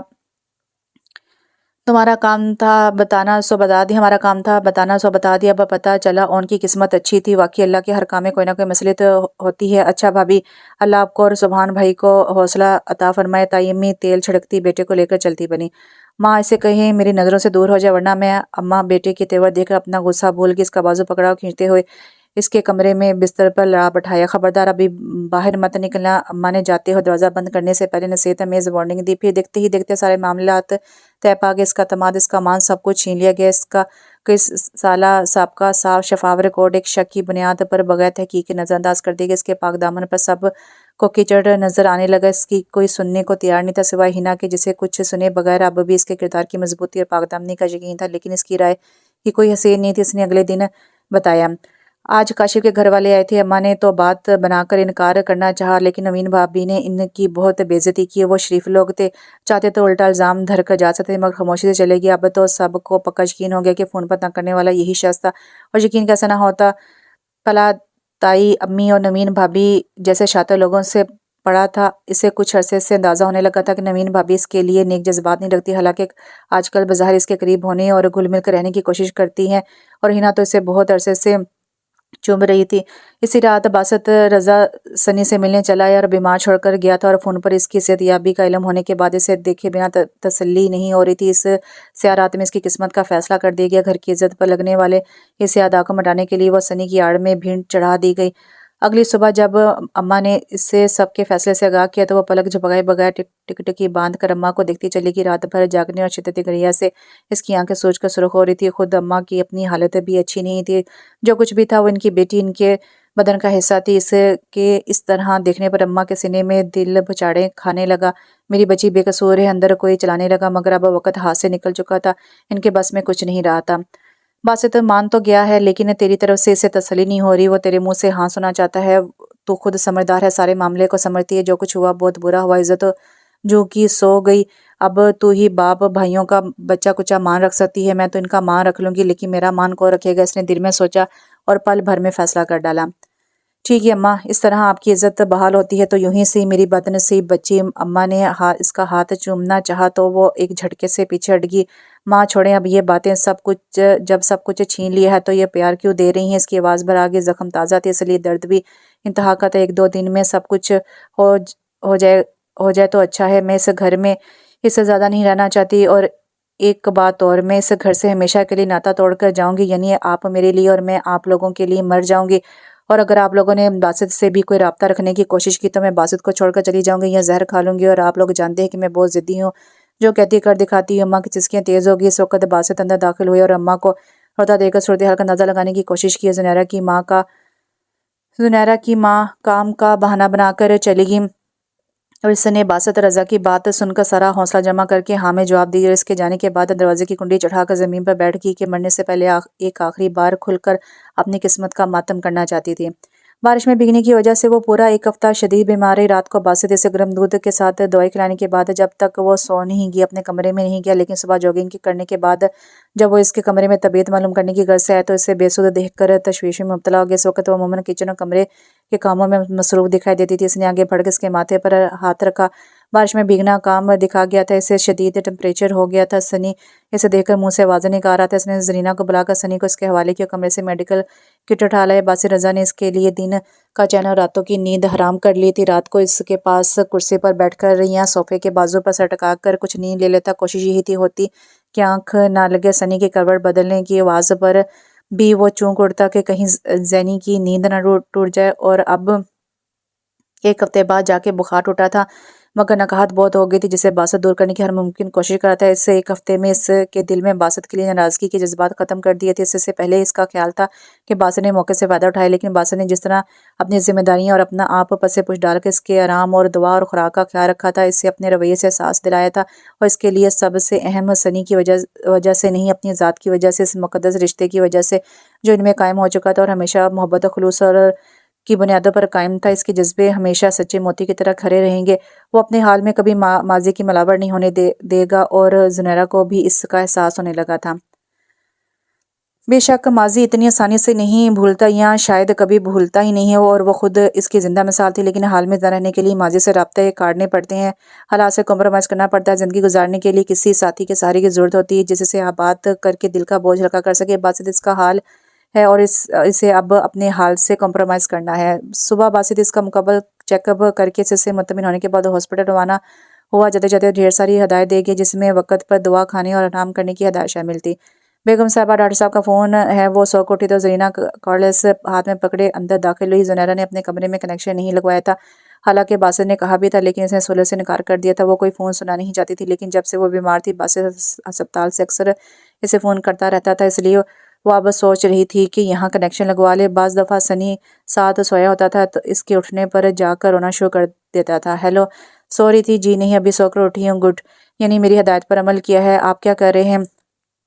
آپریشن کر کے فارغ ہوا ہوں، بہت تھکن ہو رہی ہے، پھر تمہاری طرف سے بھی فکر مند تھا، سوچا تم سے بات کر کے تمہاری خیریت معلوم کر لوں اور تھکن بھی اتار لوں۔ اچھا، وہ فقط یہی کہہ سکی ہوں۔ تو تم سو رہی تھی، کوئی خواب بھی دیکھا؟ نہیں، خواب دیکھنا چھوڑ چکی ہوں، وہ افسردہ ہو گئی، مگر میں تو اب بھی خواب دیکھتا ہوں، حقیقت بنتے خواب جس میں میں اور تم اور سنی ہوتے ہیں۔ زنیرہ، سنی جاگ گیا ہے؟ اچھا، آپ کے آنے پر بات ہوگی، اللہ حافظ۔ اس کے پاس باسط کی باتوں کا کوئی جواب نہ تھا، اس لیے بہانے سے فون بند کر دیا۔ ابھی زندگی کا یہ موڑ بہت دور تھا، فون رکھا ہی تھا کہ پھر بجنے لگا۔ لگتا ہے بازش شرات کے موڈ میں سے 3 پہلوں کے بعد اٹینڈ کیا۔ ہیلو زنیرہ، میری بچی کیسی ہو؟ دوسری طرف سے اماں کی آواز سن کر وہ جا کر رہ گئی۔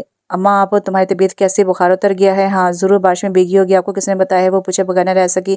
باسط کو صبح فون کیا تھا، پتہ چلا کہ تمہاری طبیعت ٹھیک نہیں ہے، سو رہی ہو۔ آپ کو فون کرنے کی ضرورت کیوں پڑ گئی تھی؟ وہ کٹور پن سے بولی۔ کئی دن سے دل بہت گھبرا رہا تھا، کسی صورت چین نہیں پڑ رہا تھا، اور جب فون کیا تو پتہ چلا کہ ہفتے بھر سے بیمار ہو۔ اماں کی آواز بھرائی اور زلزلے تو اس کے اندر بھی برپا ہو گئے تھے۔ کچھ بھی تھا، وہ اس کی ماں تھی، انہوں نے اسے جنم دیا تھا، اس لیے تو اس کی بیماری پر ان کا دل بے تاب اور بے قرار ہو گیا تھا، لیکن یہ دل اس وقت کہاں تھا جب اس پر تہمت لگائی گئی تھی اور جب اسے گناہ گار قرار دے کر اس کی قسمت کا فیصلہ کیا جا رہا تھا۔ اس نے فون بند کر کے انگیجڈ کا بٹن دبا دیا۔ کل آپ سر شام ہی سو گئی تھی؟ صبح ناشتے کے ٹیبل پر باسط نے کہا تو وہ چونک کر اسے دیکھنے لگی۔ ہاں، کل سنی سویا تو میری بھی آنکھ لگی تھی، پھر صبح کھلی۔ اس نے بتانا مناسب نہ سمجھا، کل اماں کے فون کے بعد اس کا किसी को देखने या बात करने को दिल ही नहीं जा रहा था। रात बाबा का फ़ोन आया था, अच्छा खैरियत से हैं, मेरा सलाम देना था। मैंने बताया कि तुम्हारी तबीयत ख़राब रही तो परेशान होकर कह रहे थे कि कल मैं खाना काबा और रोज़ा रसूल पर हाज़िरी देकर अपनी बेटी की सेहत के लिए खुसूसी दुआ मांगूंगा। उस ज़ुनैरा का दिल भर आया। एक अब्बा थे जिन्होंने इसे मोहब्बत और शफ़क़त का साया वापस लेके इसे हालात की भट्टी में धकेल दिया था। बाबा हमारे लिए उम्र के टिकट भिजवा रहे हैं, 1-2 दिन में पहुंच जाएंगे, तुम तैयारी करके रखो। मैं आज दोस्त से कहकर पासपोर्ट वगैरह की ज़रूरी कार्रवाई के लिए कह देता हूँ। तुमने बुरा तो नहीं माना? मैंने तुमसे पूछे बगैर बाबा को हाँ कर दी। इससे खामोश पाकर बासी ने पूछा, बुरा मानने का तो सवाल पैदा ही नहीं होता। मैं सोच रही हूँ अल्लाह मियाँ को मेरी कौन सी बात पसंद आई है कि मुझे अपने घर की सादत बख्श रहा है। इतने दिनों बाद इतनी बड़ी खुशी से अपने आंसू को छुपाने की ज़रूरत ही नहीं थी। वो सनी को सेला खिलाने में मसरूफ़ थी कि किसी ने अंदर दाखिल होते हुए अस्सलाम वालेकुम कहा तो इसे अपनी समाते बसात पर धोखा होने लगा। लुकमान चेहरे पर मोहब्बत के दीप जलाए कुछ शशोपंज की कैफियत में खड़ा से देख रहा था और हैरान तो वो भी रह गई थी। काफ़ी देर तक कुछ बोलने का ख्याल ना आया। फिर लुकमान आगे बढ़ा और इसका हाथ इसके सर पर टका तो जैसे वो किसी ख्वाब से चूंकि हैरत और गुस्से, मोहब्बत और नाराज़गी के जज्बात ने इस पर यकबारगी हमला किया। फिर इन पर गुस्सा गालिब आने लगा। अभी ज़्यादा अरसा नहीं गुजरा था इस वाक़े को, वक़्त का महरम अभी ज़ख्मों को भरने में कामयाब नहीं हुआ था। और यही लुकमान जिसने इसे कुछ पूछने की ज़रूरत में नहीं समझी थी और अताई अम्मी की हर बात पर आंख बंद करके यकीन कर लिया था। हालांकि इसका ख्याल था कि लुकमान इसे समझता है और वो ज़रूर इसकी हमायत करेगा, इसकी बेगुनाही का एतबार करेगा, चाहे सब इसे गलत समझ ले। मगर वो कुछ नहीं बोला था और इसे गुनाहगार करने में सबके साथ शामिल हो गया था। तुम यहाँ कैसे आए? इसकी बेरुखी पर एक लम्हे को लुकमान का चेहरा तारीक हुआ। अभी थोड़ी देर पहले कॉलेज ट्रिप के साथ यहाँ पहुंचा हूँ, रहा नहीं गया, बैग दोस्तों के हवाले किया और तुमसे मिलने चला। तुम्हें देखने को बहुत दिल उदास हो रहा था। बहुत शुक्रिया। बेरुखी के साथ तंज में शामिल हो गया। ये वो ज़ुनैरा तो नहीं है? लुकमान ने सोचा। तुम ठीक हो ज़ुनैरा? मुझे क्या होना था, बहुत ढीठ और सख्त जान हूँ। आप क्या सोच के आए थे कि मैं यहाँ आप लोगों के बगैर रो रही होंगी, तड़प रही होंगी? आप जैसे लोगों से मिलने के लिए खामख्याली है आपकी। मैं अपनी ज़िंदगी में मगन हूँ। I am sorry. मैं वक्ती तौर पर रवायती जज्बात का शिकार हो गया था। लुकमान का सासा नदामत शदीद हो गया। अब क्या फ़ायदा? क्या सॉरी कहने से वक़्त का धारा पीछे मुड़ जाएगा? लेकिन अजाला तो किया जा सकता है। कर चुके अजाला व तंजिया हंसी। क्या आपने कोई ऐसा जादू सीख लिया है कि मैं आंखें बंद करके खोलूंगी तो सब कुछ पहले जैसा होगा? क्या आप मुझे मेरा माजर लौटा देंगी? ज़ुनैरा, मैं बहुत शर्मिंदा, मुझे माफ़ कर दो। अम्मा और हिना तुम्हें बहुत याद करती हैं। अम्मा रोती रहती हैं तुम्हारे लिए। इस घर की दहलीज से बाहर कदम रखते हुए तुम सब मेरे लिए और मैं तुम लोगों के लिए खुद को मार आई थी, बल्कि मर तो मैं इसी वक्त की थी जब तुम लोगों ने मुझ पर इल्ज़ाम धरा था। जैनी प्लीज़। लुकमान की आंखें भीगने लगी। तुम कितनी बेहिस और जालिम हो गई हो, क्या तुम्हें अंदाज़ा है? हाँ जानती हो, और ये सब आप लोगों की मेहरबानी का नतीजा है। तुम बहुत बदल गई हो। जख्मों को नासूर बनने से रोकने के लिए इन्हें गर्म सलाखों से दागना पड़ता है। क्या तुम हमें माफ़ नहीं करोगी? कैसी खुफगी और कैसी माफ़ी, जब मेरा तुम लोगों से कोई ताल्लुक ही नहीं है। प्लीज़ आइंदा मेरी ज़िंदगी में माजी का कोई भी पत्थर फेंकने यहाँ मत आना। लुकमान के आंसू बहते देखकर भी इसके अंदाज में कोई फ़र्क ना आया। वो मोहब्बत इस वक्त क्यों ना जोश मारी, इस वक्त क्यों ये अंधी और बहरी हो गई थी। अच्छा चलता हूँ, सदा खुश रहो, आबाद रहो। लुकमान जाने को मुड़ा, फिर दरवाजे के पास रुके से देखा और एक बहन सी उम्मीद के तहत कि शायद वो उसे पुकारेगी, मगर वो यूं ही बेस बनकर बैठी रही। खुदा हाफिज। वो आंसू पोंछता बाहर निकल गया। ज़ुनैरा का दिल चाहा कि वो भागकर इसे रोक ले और गले लगा के खूब रोए कि इतना के सारे शिकवे और रंजिशें मिट जाएं, मगर चाहने के बावजूद अपनी जगह से न हिल सकी। मुझे मनाओ मत कि अपनी अना की बात सुनो, बिखरा है मेरे फैसलों का रेशम। फिर सनी को बींच कर वो बेआवाज आंसू बहाती रही। आज 2:30 बजे इसकी फ्लाइट थी। इतनी मुकद्दस जगह पर जाने का तस्वर ही इस पर अजीब सा शारी और आजिज़ न्याज की कैफियत तारी किए हुए था। वो खुश भी थी और उदास भी। आज इससे सब बेतरह याद आ रहे थे। आज इसका बर्थडे था। बासित ने इसे विश किया था, मगर अम्मा अब्बा लुकमान और हिना की यादें ने इसे रुला दिया। कितनी रौनक होती थी इस दिन। अम्मा अब्बा इसका माथा चूमते। इन दोनों की कोशिश यही होती कि पहले इसे विश किया जाए और इस मुकाबले में वो इस दिन सुबह उठकर इसके कमरे का रुख करते। शाम को इसकी दोस्तें जमा होती, खूब हल्ला गुल्ला किया जाता और इस दिन अब्बा और नुमान भाई को इसकी ऊंची आवाज़ में डेक लगाने पर भी कोई इतराज़ ना होता है। इसने बासित के दिए हुए गिफ्ट पैक खोलने बगैर सामान में रख दिया। वहां जाकर देख लूंगी इसने सोचा, मगर बासित थोड़ी देर में आन पहुंचा। आपने गिफ्ट देखा? नहीं, वक्त नहीं मिला। इसने बहाना बनाया तो जल्दी से खोले, मैं आता हूँ। इसने गिफ्ट उठाकर खोला और अंदर बहुत खूबसूरत ग्रीन कलर के सूट पर कोरे का दीदा जेब काम हुआ था। साथ में कार्ड था जिस पर लिखा था, अगर आप इसे पहनेंगी तो मुझे और बाबा दोनों को बहुत खुशी होगी। वह सूट उठाकर बाथरूम में घुस गई। वो जब इसका इतना ख्याल रख रहा था तो इसका भी फर्ज बनता था कि वो इसके जज्बात का पास रखे। बड़े अरसे बाद इसने कोई शौक लिबास पहना था, वरना इसकी पसंद बहुत सादा और लाइट कलर की हो गई थी। बहुत अच्छी लग रही हो। बास ने देखा तो तारीफ की। इसने कोई जवाब ना दिया। पता नहीं آج اسے کچھ اچھا نہیں لگ رہا تھا، دل کو کسی پل قرار نہیں تھا۔ باسط کا موبائل بجنے لگا۔ ہیلو جی ہاں وعلیکم السلام، کسی کاشف کا فون ہے؟ باسط نے فون اس کی طرف بڑھاتے ہوئے کہا اور اس نے بغیر کسی ہچکچاہٹ کے فون پکڑ لیا۔ جی السلام علیکم، کیسے ہیں آپ؟ جی میں ٹھیک ہوں، بس یہ سب کچھ اچانک ہو گیا جی، بس اسی وجہ سے کوئی کون آئی کانٹ بلیو اٹ۔ اچھا آپ کو کس نے بتایا؟ آپ انہیں کہیں کہ اس کی کوئی ضرورت نہیں ہے، میرا ہر تعلق ختم ہو چکا ہے، اب کیا فائدہ کاشف صاحب، میں آپ کی بہت مشکور ہوں، میں تو بھول ہی چکی تھی کہ اس بات کو میرا خیال نہیں تھا کہ اتنے عرصے بعد بھی آپ کھوج لگانے کی کوشش کریں گے، کبھی اسلام آباد آنا ہوا تو ہمارے ہاں ضرور آئیے گا، باسط آپ سے مل کر خوش ہوں گے۔ ارے نہیں، he is a very nice person, okay اللہ حافظ۔